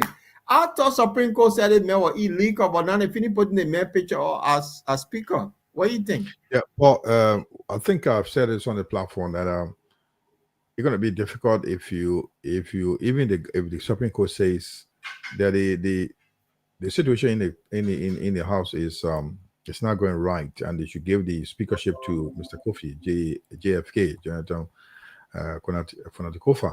But then it has to do with they have to do with the cooperation of the real people in the house. So this is what I said they're going to happen. You're going to have a tough time if he's been given the chance to run again. So the only best way he has to just pull out and let him, because these guys are not giving in. They are not giving in. They're not willing to give in because it's a sacrifice they made, and they are crossed a lot of borders. They have stepped on a lot of toes. It's going to be tough for them just easily give in. So definitely what they need to do to solidify the positions to make sure that they are right. And you just mentioned, Paul, that there was a budget passed by the very person speaker, Mr. Cohen, Honorable Cohen. Now, the questions also question the credibility of the judicial system. You know that there were issues in the court. You know that there was the Mr. Kofa team put an argument that Mr. Richard Cohen was not the speaker. Then he won't allow the budget should be suspended, and there should be some form will be there to help the government until the decision is made. They knew before that budget passed, came the word called ultra-virus. Everybody was struggling to define that word ultra-virus. What does that mean? There was so ambiguity in that definition as well. So if they were smart enough from the start, these things should have been, handled, resolved before today's date. They allowed Mr. Cohen to call a legitimate speaker to pass the budget, which they were paid, and many other things went ahead. So that question, another issue. I'm not a student of law, but it's just logical here. Why would you say somebody is not a legal person and you're allowing he make law, he accepted the law? You should have rejected it. The only thing they showed the last time that during the president annual speech or Sona speech, State of the Nation address, they refused to show the bench was empty. That does not stop the president from speaking. He gave a nationwide address, annual nation address. But now, the main case there, Paul, was the budget. The budget was passed, and they put their funds. They didn't need their money, and when the budget was reviewed by it was under the leadership of the Speaker of Sakun. He reviewed the budget, and then they were agreed and they passed on, but not with the support of the executive. So the various judicial system, which the Chief Justice did, that department should say, you know what, we don't want to accept the budget. We're going to question this budget. We're going to make sure the budget is not passed. We will reach our decision. But they didn't do that. So I don't know how the lawyers will explain that to us, but I will be interested for lawyers to come and tell us the budget passed on Mr. Honorable Kuhn is legal. I don't know. They need to explain that bit to me. It became law, yeah. Yeah, you know what I mean.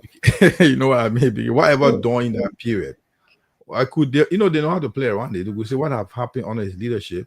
It will be accepted now, but now you should step down because it was not done properly. What was not done properly was not done at all. So what was not done properly is not done. Why will you accept the budget and allow him to pass on? Then today call him illegal. So a lot of things to question about, but so like there are tough people in our house. One thing I also noticed, what I want to bring to your attention here is a lot of people are withdrawing from the majority bloc, joining the COFA's team, saying that they want to follow the law. So if the president say you want to work with a quorum, there may be a time that the so-called majority bloc, which is headed by Mr. Kuhn, will be losing his membership to COFA.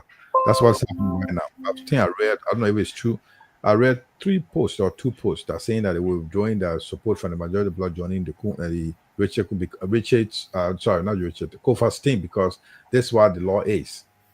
So, and if that's the law, if Honorable Thomas Fala say he will find what he want to follow the law, now he should withdraw now and join Kuhn, because from the start he withdrew from COFA saying that he want to follow the law. That's why he's following, and now he's going back again. So if the arbiter of the Constitution, the arbiter of the Constitution, which is the Supreme Court, has decided or made a decision that the whatever was done was illegal, I think Honorable Fala should come back to John Kuhn and say, to John Funati and say, look, you know what? Since I didn't know the law, they have said the law, I'm back here and we should be able to join you. I don't want to do that. So they'll keep fighting this thing, Paul. And you know who's the victim here? The Liberians are the victim, Paul. The people. The Liberians, people. yeah, hear me. The Yeah. people are The people. So the people are victims. So, but Jamal, you talk about the budget that the Supreme Court got their share, they ate it, and then they say was now we ate illegal money. So everybody had their share of the illegal speakers, according to them. They ate the money. So now they ate the money, they waited, they got the money, and then it came out with their interpretation. So this is Liberia. You have to do it in Liberia way. yeah, If but where the people people tell you say trust you them. don't have government, I would love to have somebody from the but legal this is area to come and tell us that look, this is the budget that will pass. It was done on a situation, but it's acceptable. I don't understand that. That part of the law that will say is that. Then I'll understand because that's the part in the constitution, the whole process, in the whole process. but People, then it's not clear. you have the upper horse that's supposed to be the horse of wisdom according to the Liberian thing. These are where the elders of the land sit, the upper horse. The upper horse that should know better went for the interpretation of that ambiguous word that were used in the Supreme Court interpretation. The upper house said, "Oh yeah, because they said we will rush to pass it." So the elders of the place there, they decided to go with the lower house. Yeah, but Paul, in So that process, sorry to hold you, in that process, the Supreme Court should have stepped in and said, "Oh, you know what you guys are doing is illegal. It's not proper. We want you to put on the hold until we'll make our decision clear. It's up to you to interpret, to exercise the process. It's up to the executive to exercise the process. But they should have said, look, you know what? Since they have not, probably at the time, they have not reached a decision whether they were all on the same side saying whether it's legal or not legal, because they're trying to find out to interpret the law to us, the constitution to us.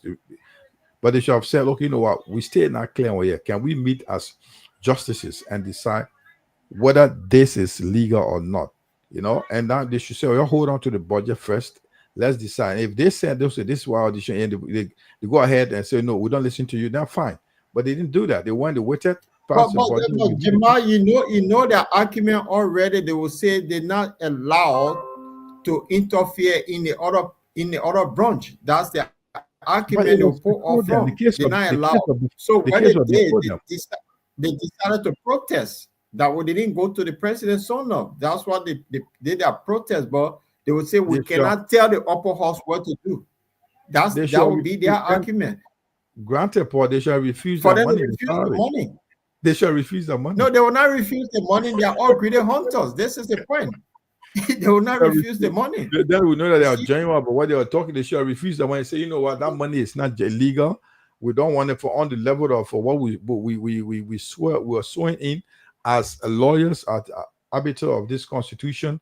We will not take this money until we make our decision. If they don't listen to us, fine. But this is our decision. They didn't do that. After taking that money, but I may be wrong. I just want somebody to explain this to me, Paul. No, you are right. But in Liberia, the country is not normal. So you cannot do the normal thing, my brother. This is the thing. As long money is there, you will take the money for it, then you can come and sing Kumbaya. That's Liberia. No, let me get my salary for it, then we can now come up with our interpretation. That's the first thing. The money have to be in here. So this guy made a decision, and then what happened? They got the money, they sat by, they ate the money, then they said, now we're ready to do, we need to come up with the proper interpretation, but we need maximum security. They needed maximum security because they ate the money before people get angry with them. You think on it, they are all greedy hunters. So let's get the money for it, and then we can talk, be political on it. So they got their money, because if they are going to stop it, these guys are going to deny and say you're interfering in the other house, so you're not get a dime from us. But they waited, they got their money for it, and then they say, no, this guy who we got the money from, he's very illegal, like illegal speaker. That's the Liberian scenario. But now the story goes on. This is the interesting thing about this story. Talk to me about this story, Ejima. The Oh, rule well, I of don't law know. But caucus yeah, submit I a think they proposal. submitted a proposal to the I think to I think what I heard is not I didn't have the opportunity to read the details of the story. What we have heard was a proposal for a lot of the rule of law caucus headed by Honorable Musa Belite, Hassan Belite, or they submitted some proposal, a kind of proposal to the former president to make sure it intervene and order through the right process. But we need to know more details because there are too many speculation going around that we don't know. I don't know the detail yet. The newspaper did not give a detail. What is in that proposal? They are all speculating. So, what the proposal is, like what I would heard, if it is true that they want to they want the vacant the speaker to the Honorable Kofa will resign his job. And on that ground, before that, he asked for some things to happen. So he want all those immunity that was stopped to be given back to the pay, to be given all the how do you say that? All the security arrangements, the pay, so immunity given to the old House of Representative member, those who are suspended should be get all the benefits. That's the first. Those are the conditions to put up, and they want to have election. He once he resigns the job, the position, the seat will be vacant and will go for election. And that's why we heard. That's a bit of it. It may be more detailed than that. This is what we're hearing.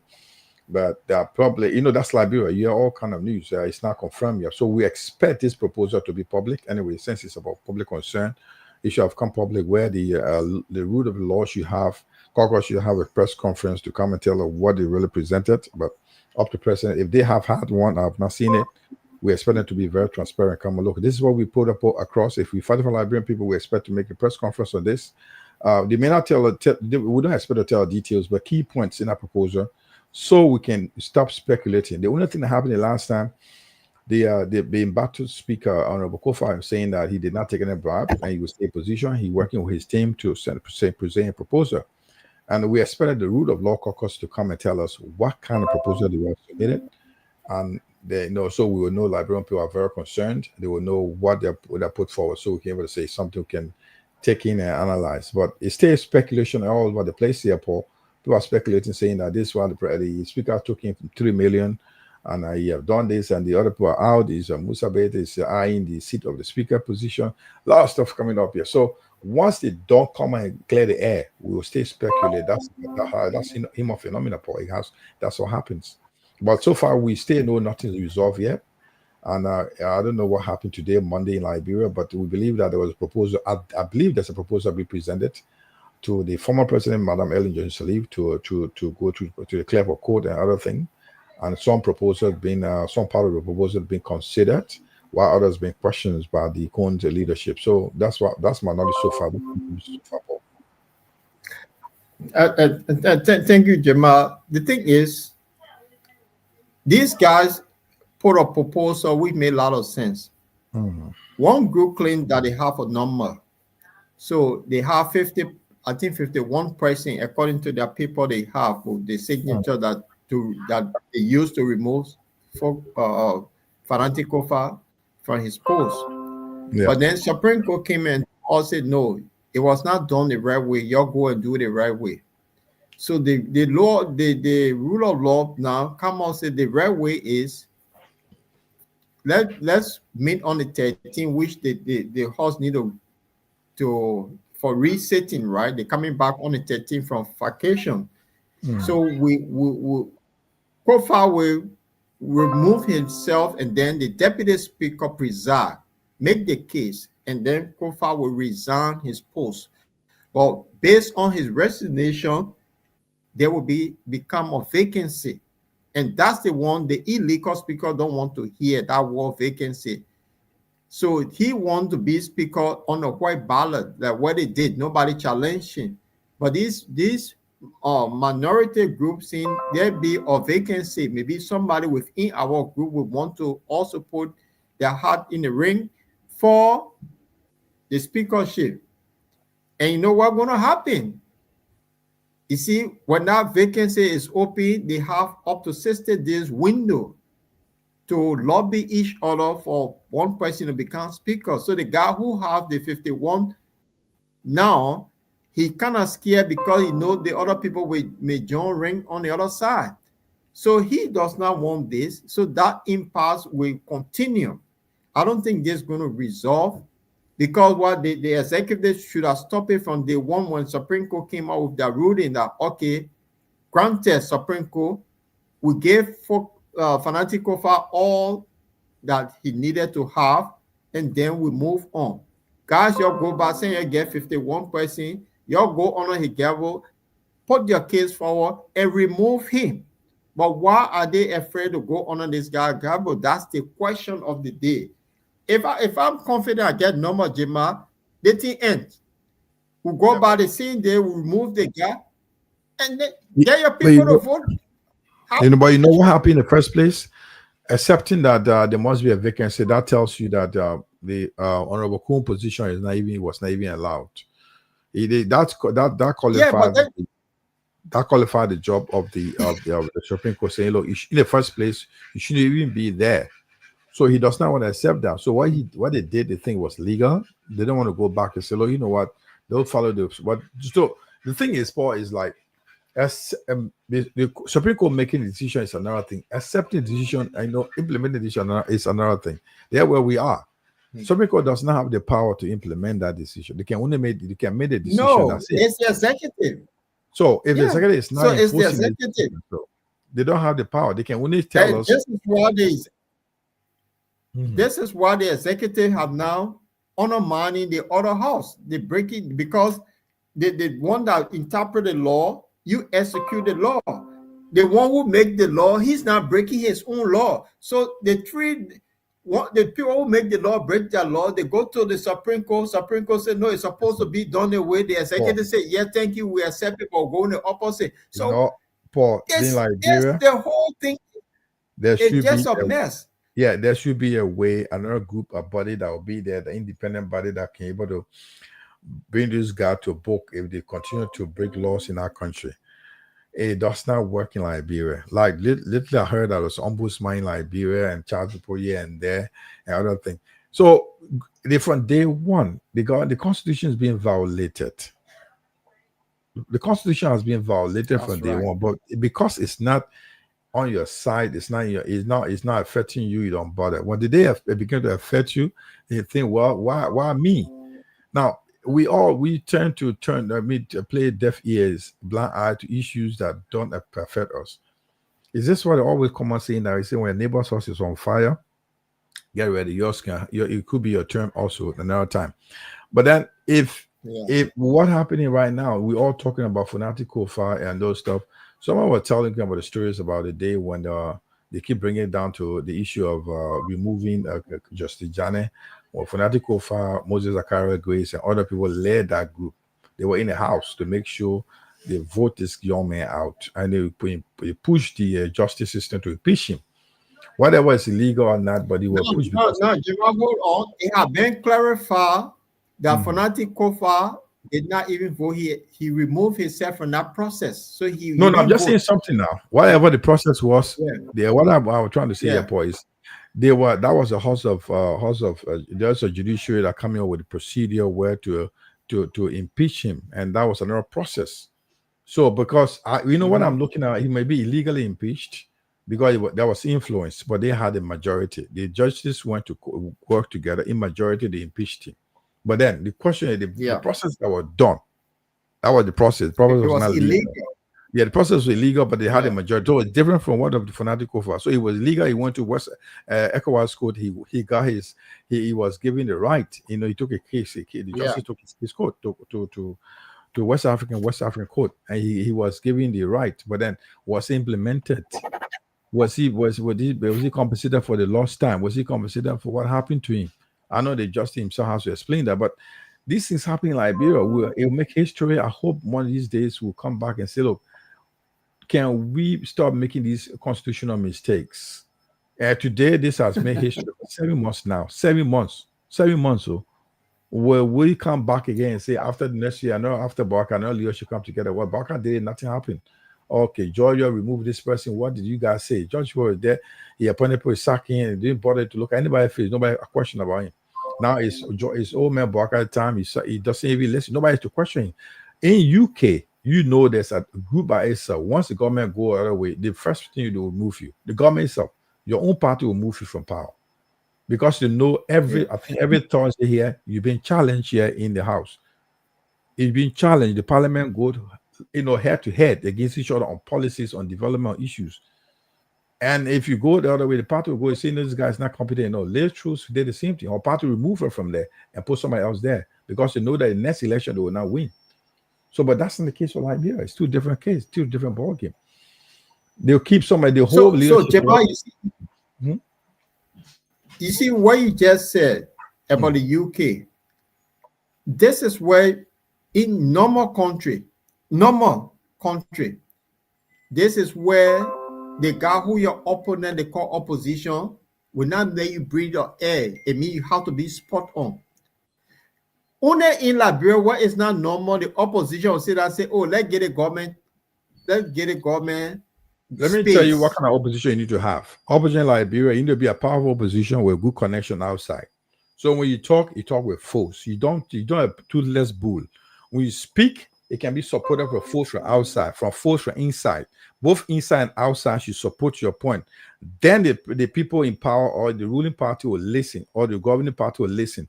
But if you speak, if a speaker, opposition or political leader speaks, and nobody listens to him, that's what I kept saying. I said this on the phone. We don't have opposition in Liberia. Because what happening if they call you and say, look, they will not have an opposition. So opposition got to tell people, we don't have. And this is listen to me, this is the point I'm making. The last time the parties went together, they made a statement, right? You know what backdoor kind of statement? If a president, let me tell you my experience with these political meetings. When the political parties go together and meet and decide this is our decision and communicate with other international community as well as West Africa and other powerful countries, and then pass on, you know what happened? The president of the country received a call the next day. And look, we want you to, line up and listen to us. If you don't listen to us, we're going to sanction your government. If you don't listen to us, we're going to cut this supply. You don't listen to us because we depend on them. That's how they made the decision. So but now you see, you'll do about face, right? On your decision. But if you don't have those people in your opposition, you see them, you don't go and make all those big words. Go sit down. All the words you don't hear in the dictionary, they will be making a press statement. Then nothing happened. That's the empty word. They just made empty statement. Paul, they had this on the 13th, they will demonstrate or something happened. Let's see what happened. But now, if a proper opposition speaks, but now the government, the Barker government should be listening. The Barker government should be saying, so, I agree with you here. The fact is, me and you went into competition. You beat me. And then I'm your opponent, right? The fact is that I will sit down for one solid year and say, Jamal, you do what you want to do. I will not say a word. You are emboldening you to do bad things. And then when something now, this is what the so-called opposition in Liberia, and which I think is totally complete nonsense. The opposition in Liberia because you know what, Liberia is a funny country. Liberia is a funny country. There's one language the people understand in Liberia. And Joseph Barker did that thing during the election, say if you're cheat day, there will be no Liberia. He threatened the country.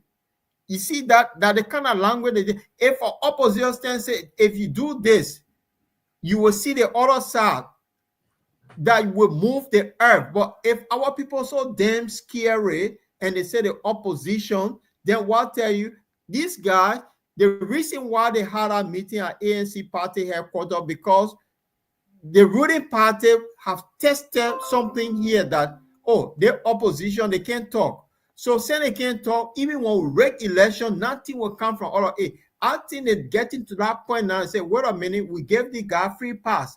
But you have emboldened this person. So how come now you want to be that one to say, we can, you sat down there, the man been violating all the laws. You talk about ombudsman in a good country. These are where proper civil servants say, they will tell you, say, no, this is wrong. You can't go that way. And then they will get a proper opposition to go after the person who break the law. But it's not in Liberia. Liberia opposition party now will go on the government platform start preaching for government because they're looking for a job. What sort of country is that? This way out of this, boy, is this. The way out of this, I think, from my personal point, is this. Let's don't look at opposition. Opposition can't make any changes in our country right now. Consider that position what they're having right now. They are not strong enough to make any change. They don't have that strong muscle to flex, so they should go and do something with that time. The only way around now, we look up to the President Barkai. If he can reconsider his decision, talk to his boys and the girls or whatever they are, to make the country succeed and stop this impasse. This country can't continue to go like this. It's distracting to people that will come to look into the country. I was there, Paul, a lot of people visiting that country. I flew with a lot of people from outside. The first time to go see Liberia, how things look like in our country, they were interested in doing a lot of things in Liberia, because if you look at Liberia around West Africa right now, it's one of the countries less expensive if you want to invest in. And Liberians are willing to give our lands and stuff for people to reinvest in. People for different countries, when they're coming back, I mean, I'm talking about Brussels airlines were filled. Air Brussels were filled with people. I mean, no seat. Most of them were not for Liberia. They were people that are interested to go see Liberia.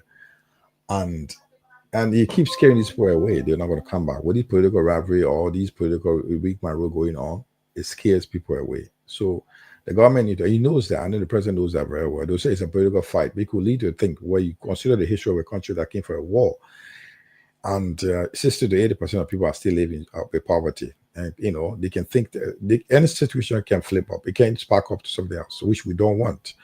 So the president and the people should think, and whoever is in there, they should, if they're saying what they are saying, that they really have that country at heart, they should make a decision for us. Or else, Paul, opposition can't carry us anywhere. They can't carry anywhere. They don't know which way they're going. They don't have a structure. So it's not the opposition we have here. I said it here on this program that if you want to have a proper opposition, the opposition should be state sponsored. I mean, the state should be able to give financial opposition in a way, not like under the pocket, but that under the carpet. I'm sorry, under the arm. But so on the budget, if you have it, they had a policy or way like opposition should come and set up the opposition. You say, okay, this opposition should be able to have funding from the government. Then to keep you strong, because the opposition is surrounded by a person. One person, that's not opposition. And that person, the person thinks not want doing anything, nothing happens. There are people that are don't get me wrong, there are genuine people in Liberia that really want to be opposition, want to be a movement, but they don't have the hands, they don't have the power, they don't have the connection. My man, we get people in Liberia that have that connection in the opposition, but I'll consider them as, look, you can't lead them up. Come and get contact. It's an opposition. Better Nigerians. They all get. They have the money. They sit there. So this is the point. So that's what I'm saying. If they allow these guys the free pass, they give these guys the free pass, and then, oh, wait a minute, the level at which these people are taking us now, you allow this to happen. Somebody who tells you, say, I've been in government for 50 donkey years, that the person you give free pass, if you're opposition, does that make sense? Get on this. They may come with past experience. He does not need. He have an opponent to keep him on his toes because he said he have 50 years of experience. Granted. So he cannot be like, so we heard a story about, because George he didn't have administrative position. He was a footballer. So let's give him time. Or because they are young people. So people talk that, but you cannot give an old man who been 50 years in government, self administer, self a director, self a vice president, that the person you gave chance, the chronic crooks. So we don't really have opposition because that man, you cannot give him room to breathe. He come with vast experience. And he behaving like George Weah, then what does that tell you about the country? This is the point. So I mean, it's just for my mom, but there's a few comments here. I don't know if you want to go through it for us, Jema. Okay. Right. Okay, I'll read that. I think I can read that. One is from Psalm 91, my Savior. Quote, sacred courts built in mud in Plebo. Hospitals with one noise. Child soldiers in CDC. Leading today.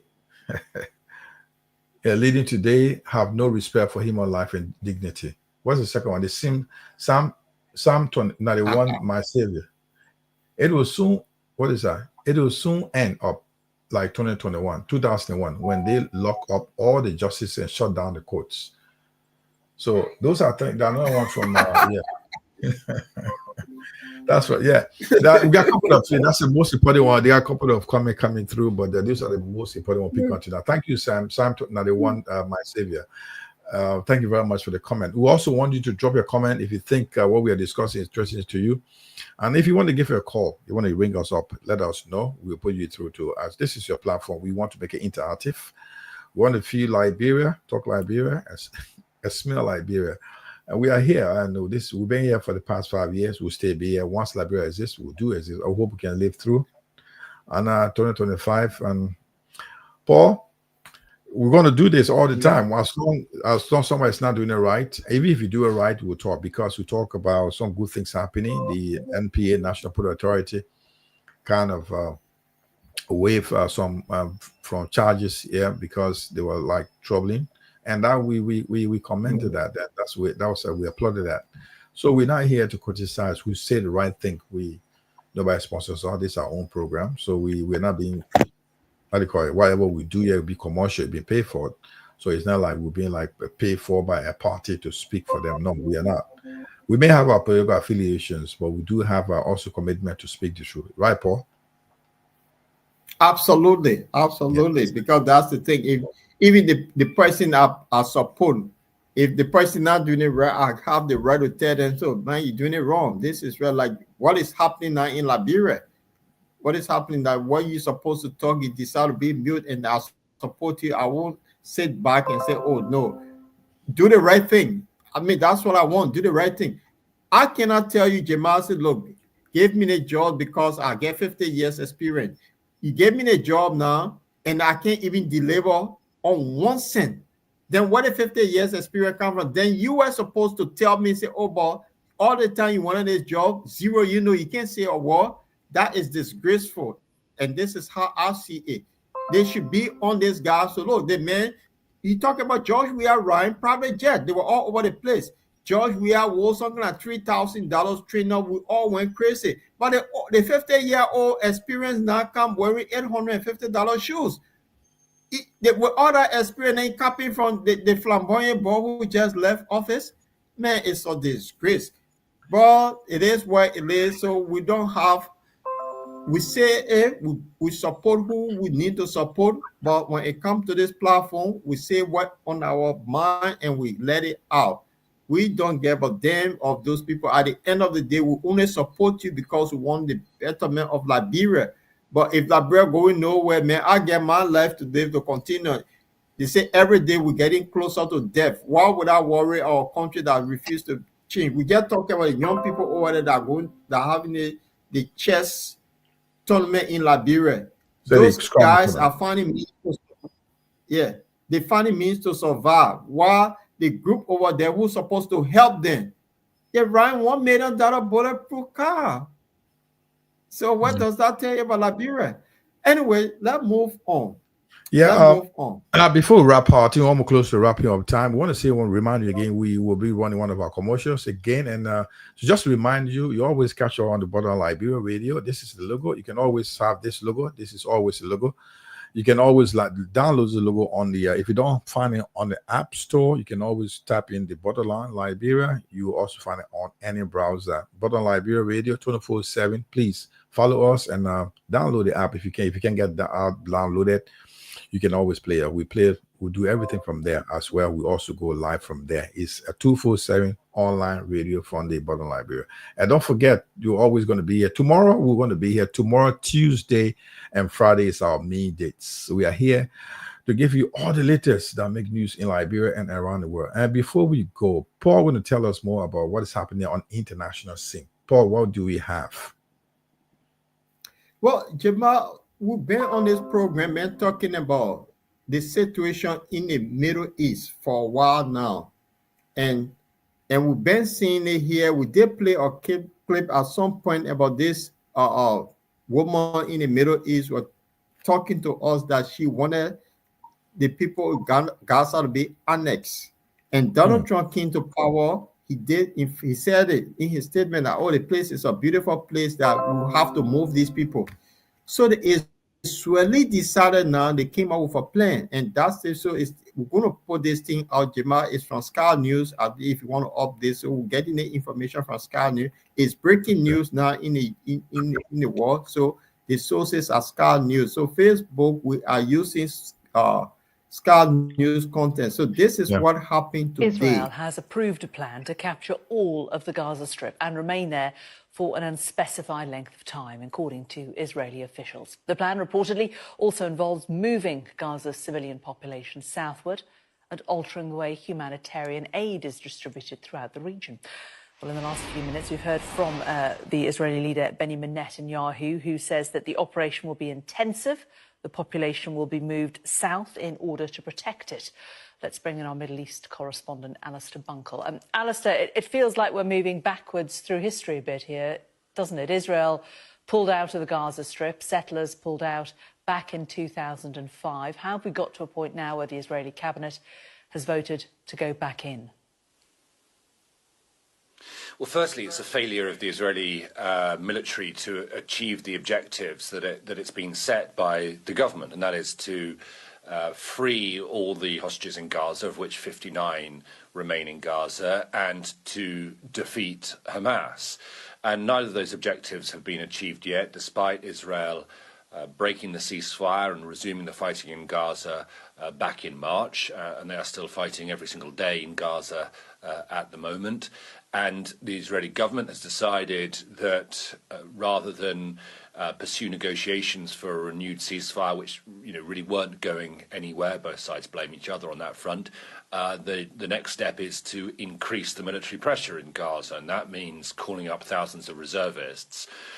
But the difference this time, and the government's been very clear about this, is that they intend to, and this is the language they use, occupy parts of Gaza. Now, commentators in Israel who are well connected with the government seem to be divided on whether that means all of Gaza or parts of Gaza, but certainly it will involve going into a lot of Gaza, large swathes of Gaza, conquering it is the language being used, and then remaining there, designed to put pressure on Hamas to come to a deal. Except that there are now, as you'd expect, some of the right-wing elements of the Israeli government saying, we will never leave.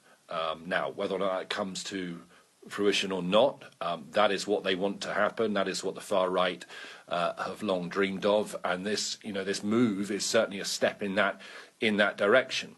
The Israelis say there is a bit of a window for Hamas to do a deal before this operation is launched, about 10 days before Donald Trump comes to the region to visit Saudi Arabia, the UAE and Qatar. But as I say, there's been no sign really of much progress in ceasefire talks, so Israel looks set to launch its operation, and people are seeing that it could potentially change the landscape in Gaza for good.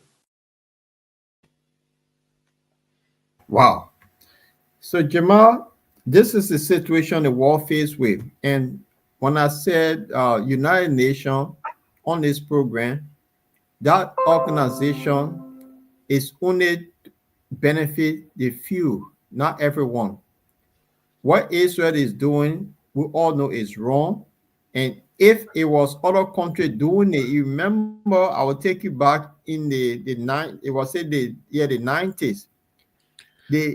When Iraq invaded Kuwait, the whole war were on them. But what Israel is doing, the big hands, they don't say anything. Even the Western media, they keep quiet. But when on this other side that they don't want to hear, they propagate it well. They're going to get rid of those people. The killing there every day, it started with a slow pace. We said it here, but now these guys are going to go with full strength to get them out. They said the people must take them in. They must move them to what country. The RCC came up with this thing on Israel, and even the prime minister and the defense minister are being put on how they call it, wanted by the REC for human rights violation. But the big players now who did sign up to the RCC is backing them. So where do we go? You talk about the Arabs on there that they're not even helping their own brothers and sisters. But in their very eyes, these guys are going to wipe these people off completely from the planet Earth. What say you? Yeah, Paul, we stay in the same virtuous cycle. With the situation in the Middle East, it's difficult to discuss. And now, because the Arab themselves, where they have the major players, the major stakeholder, major players within the Arab region, the state player host their allegiance to people like United States, Asia, other part of the country, and where you expect them to support the Palestinian in their struggle. If you see what happened, the only country that took Israel to court is South Africa, and took them to court against Yeah. genocide, called genocide in Gaza. There no Western country really supported that. Only a few countries were showing, oh, well, we like what you did, is something in the back, but they didn't come to the front. You see the hypocrisy in the West. You see, sorry, in the words. You talk about United Nations, you talk about all these major organizations. Who is behind this? It's America. It's America. If America say when they go for assembly, say we don't support, nothing happens. These are all mockery. So we sit here. If the people in the Middle East are not being supported by the people in the Middle East, then we have an issue here. Now, Trump is trying to travel around. Trump is going to go to Middle East very soon to visit the people. If the Arabs, the big leaders, the stakeholders in the Arab countries say, look, what are you doing right now to our people? I don't care what you like or not. This is not about religion. It's about, I don't know, it's a homeland. It's a homeland. It's not a religion. It's about, heritage to the homeland. And if you say you're not support, they're all related. I can trust you. The Arabs from down the line, they're all related people. If you do what you do to our people in the Gaza, in Palestine, if you don't help us out here, if you sit and tell, if people come to Saudi Arabia, Qatar, or Egypt and tell, we're not going to support, nothing going to happen. You know what happened? America is going to withdraw their security arrangement from the Saudi government, and Saudi will be overthrown because Saudi has their own, within Saudi Arabia, they have their own radicals out there that want to keep their heads. So that's the reason they don't give their full support. Qatar, all these small countries, rich oil Arab countries, they are supporters. They are all security arrangements being done by America and Israel. So they will not outrightly support what's happening in Palestine. They'll give them, send all those humanitarian food, the trucks to those countries. Oh, we're supporting them. Hundreds of humanitarian trucks. Is that what they live on? You wait for them to be killed, then you give them food to eat. They don't even eat their food. They don't even allow it. Those foods before you go to this country, they have to be allowed by Israel to go through because Israel controls the security. So, Paul, this is a total mockery. We all know about this. We all know about the mockery, Paul. So, what's going to happen? The move in takes one part of Gaza and settle there. They were there. They got removed in 2004. They've been there before. It's not new. They were moving. They were going to move in. They will take part. But let me tell you something, Paul. It's not going to be something. They're not going to stop. The Arabs, the people, the Palestine, they were born as refugees and they grew and live as refugees. What they used to is war, and death is nothing to them. You must say worried. Those guys dying at now. You must say worried that when one person die, we have funeral. They don't have funeral. They have mass grave. Or something that they die in hundreds, and they still think that they're dying for that country. So they don't care. They'll keep. So it's not going to the end of the war to say that, well, if you move there, the guy got to over. So it's just saying something, but it's not going to stop. If you kill one Israeli, it's like it's a cost for them. Now they have 59 of the Israelis now hostage. They can't even free them. We're going to a year and a half now, almost a year plus. They can't, with all the military hardware Israel has, they can't get them. They can't free them. So how many guns, how many military hardware did the people in Palestine have? They can able to, they're fighting by Israel with the support from America, all the heavy military weapons given to them. So it's all about support and strategy those guys are playing. So Paul, to answer your question or to comment on what you're saying is like, the fight is not going to finish.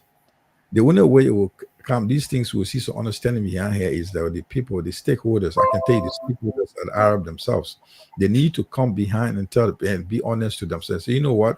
The people in Palestine, for political interests, political and all those business interests, they need to come and say we need to support people in Palestine for the homeland and give them, then they have a place to live. As long as the Saudi Arabia, Qatar, Egypt, other countries are paying homage to America and Asia, we're not getting this. They're the only one have the government say, let this thing stop. Palestinians don't have the power to stop it. Arabs will tell the Americans, look, you stop this now, it's enough is enough. Can you settle this? But once they do that, But they don't. Americans don't like it. I just said to you, they will withdraw all that security arrangement. America, when they usually withdraw whatever they do, and within themselves, because there's internal conflict, the other radical group within the Arab countries, they will overthrow them. So they want to maintain the hierarchy, want to maintain the leadership. They want to stay there.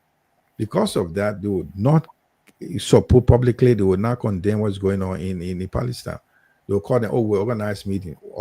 You see what happened at the best place Trump can have meeting is in Saudi Arabia. He goes there. That is place can cut deals. You're gonna go cut deals. Listen, what's going to happen in Saudi Arabia? You're going to sell most of the major hardware to them. What do they need it for? Because they still sitting in the state of fear. Yeah, they're saying it's still a fear. They think they'll be attacked. They keep telling them we need to buy this thing from all the major hardware from us because Iran is coming after your head. Israel may attack you in the long run, so you need to buy these things. We'll bring our soldiers to train you. Go to Bahrain. Bahrain is next to Saudi Arabia.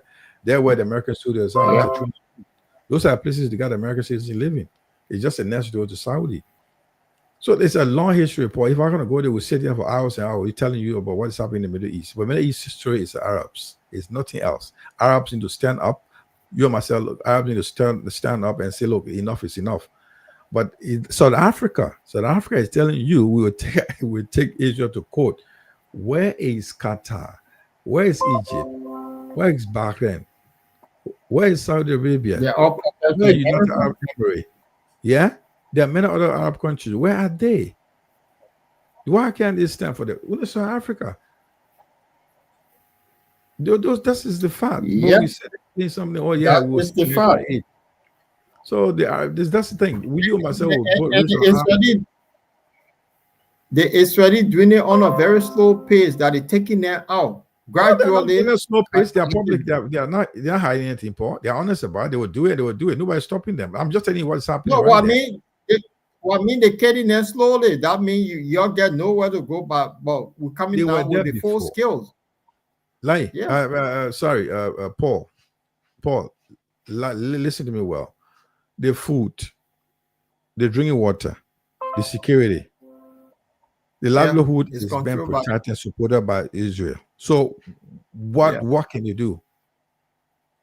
Yeah, what do they do? Your livelihood is being supported is being controlled by these people. Now the humanitarian trucks of food that go in there, Israel has to say we allow this amount to go in. If they don't, nothing happens. So what life do we talking about here?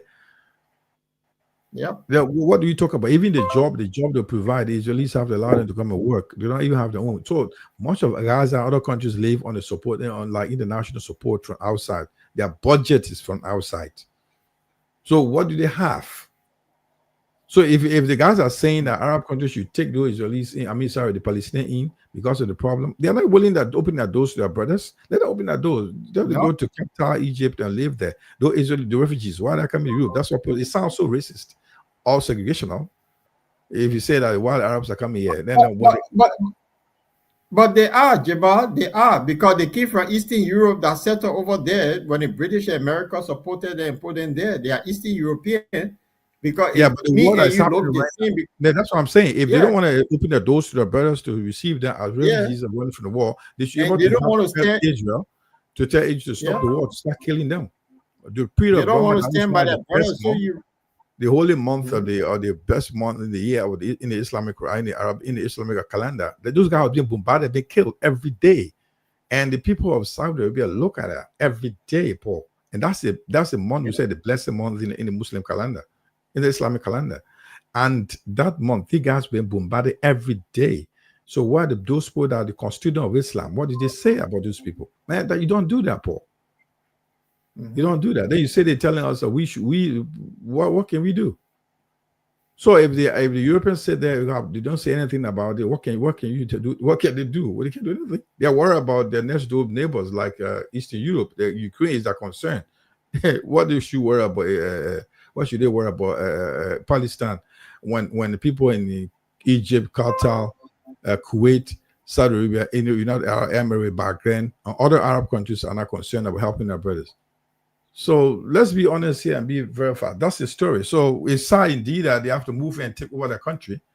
But it has happened before. It's not new. They were living there. There we have to No, withdraw. so Jamal, the Yes. thing is, while South Africa took them the code, it was not that they were not there before they were there, but this time around, this is not about being there, but well, we wiping you out completely from here. That's the intention.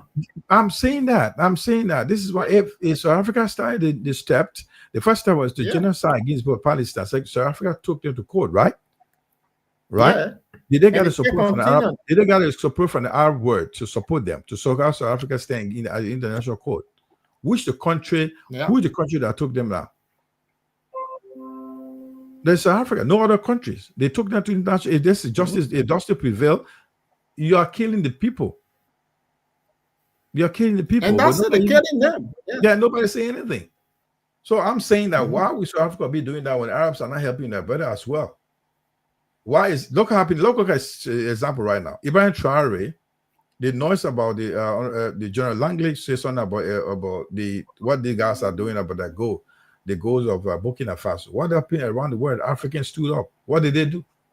They're all out there demonstrating, showing their support for Mr. Traore, right? So have you seen the Arabs all in the street in Arab countries fighting for to stop the war? It wouldn't happen here in UK. Every time you go to Oldham, where are they? No, it wouldn't happen here in the UK. Every time you go around them Oldham area, people will be fighting Palestine. But even people will be all over. It happened in the West. I think the whole Arab countries should go and to shut down and take the street and demonstrate that they should stop the fight in Palestine. It will stop, but they're not doing that. Yeah, Gaza has been attacked, but nobody's talking. They want to send putting money together and sending over to their food. No bunch of salty items to send to them. So want to send them so humanitarian aid. In agreement, you're continue killing them. We will be sending food until they finish because we don't want them. And Egypt is next door that been supported by America, so that's fine. Anyway, on that note, we'll say tomorrow is the day that we'll have our official program. Tomorrow, we're going to dive into Iran. Why is Iran so important that the Americans want these guys out of the picture? Tomorrow, follow us on Bottleline. Why is it that Iran is so strategic in that region? Something about Iran that getting the West to be more confused.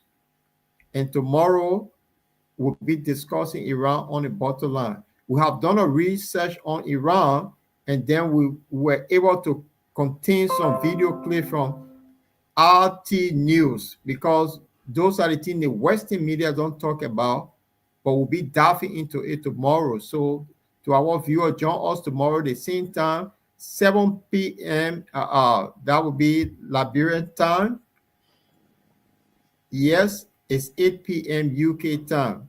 We'll back here tomorrow. Jamal, what do you think about the show today? Well, thank you very much. Well, quite interesting show. I hope we'll also ask the viewers to tell what they think. What can we do to make it better? We could be here for like 4 years, 4.5 years, now going to 5 years. We expect them to tell us what they think. We want to hear their feedback. We want to have the feedback. We want to hear what they think. If they think we need to discuss anything that's quite interesting to them, let them drop it in our comments. We'll do our best to get people to speak on the topics. And also, if you think you can also be a guest to the show, please don't forget we are here. Drop your message, talk to Paul or Linford or Francis. I'm not here most of the time. Tomorrow I'm going to be away for another 1 week. So more especially we are those are open to people who want to be part of this show. Whether you don't have to be Liberian, when you're interested in Africa, you want to discuss something very, very concerned to us, I will have you. And just an open invitation to everybody. Please be part of the Bottom Liberia. We are here to discuss Liberia and Africa as a whole, not forgetting the word where the people that are troubled, more especially where nobody cared to listen. And we want to do our best. What we can do here, spread the news, share what we have, what we heard of, and whatever we say is our personal opinion. It's not for anybody. Except Paul. That's exactly what we are, right? We give our own personal opinion. Absolutely. Yeah, absolutely. We see it the way we see it. Yeah, and for we the grown people, we got us saying, yeah, the grown men will say they can't eat crab with shame because when you eat crab with shame, that means when you body, when it come from the palm motor, it spray all your clothes become all red. So we don't eat crab with shame. We say it the way it is, the way we see it. If you do the right thing, we'll praise you. If you go the wrong way, we'll go after you. That's what make all the bottom line. We discuss it the way we see it, and we fear no one. The global, the crew, the crown, there's something they call Chise Falcon. It means leopard not afraid of anything. That's the program here. So it is. Yeah, but tomorrow, join us the same time. We'll have a very good program. Tomorrow, we'll be looking at Iran. Very, very interesting topic tomorrow. What made them very strategic? Why is it that the big players are after them? And for the past century, they have been in a location that no one can take them out. All the conquerors, they cannot get in. Tomorrow we'll be discussing it here. Why is it America now fear Iran so much? There is a reason behind it. There's two countries, Iran, they keep talking about Iran. There's China. Why those two countries? And then the other big player is sitting on the other side, Russia. So we'll talk about the BRICS nation tomorrow. It's all in our research. So follow us tomorrow for a very good discussion. So Jamal, take us home. Yeah, thank you. And also, in addition, we'll be looking at also the newspaper and also that what make news in Liberia tomorrow. Liberia also is also on our heart. It'll be the first thing we'll be looking at, and we'll be looking at the international scene later on. What making news in Liberia. But until then, we'll say a big thank you to all those who follow us, those who listen to us, those who also subscribe to us. And not forget our man Betaki Zinata. Thank you very much. Shadela Brown, thank you very much. It said Psalm 91 Savior, and many others that I can't call tonight. We say thank you for joining us wherever you join us. If I can't call your name, thank you. Always be part of the borderline. Please subscribe and share anytime you come on the show. We want to be here and have a pleasant, if you're in the morning time, if you're in the evening, have a lovely and pleasant Monday night. And from this, I want to say, from the borderline Liberia, we want to wish you a lovely evening. We are in the UK. My name is Jamal Kamara with my good friend living and working in the City of King James, that's London. Paul, the Lord show. Kataki will send you the link for tomorrow so you can join the show. Be fascinating. He just sent a message. He love to join the topic. Okay, then. So he's the guy who loves to always like to talk international. Our main resource person that's Betaki Komenu, Betaki Zenata. So I want to take you home with the Liberian song, and thank you very much for being part of that. And always a pleasure. Before we leave, Paul, you need to do our commercial before we take you home. Yeah, we can do that. That's a Hans Volker. Di Lorenzo, G Grace. Hems Volker, Liberia number one, Liberia number one, right? Okay. The phrase, a new sheriff is in town, does not only belong to law enforcement. How about the introduction of Liberia's premier vodka, a quality and customized liquor for all occasions? Try the flavor of your choice. Hans Vodka, Hans Honey, Hans Bitter, and Hans Original Vodka. Hans Vodka has no hangover.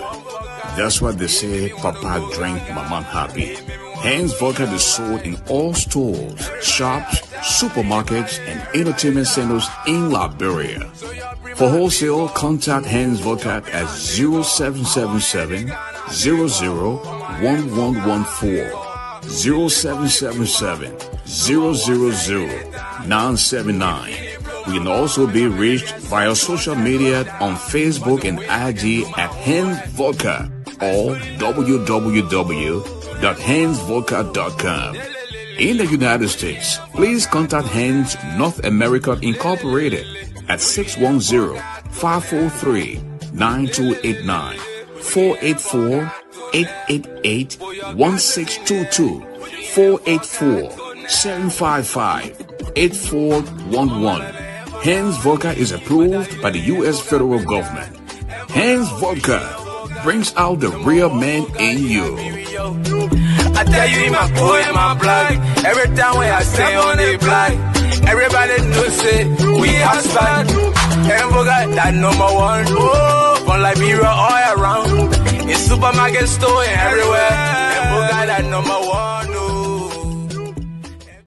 Orange, mini orange, teta, los mini los teta.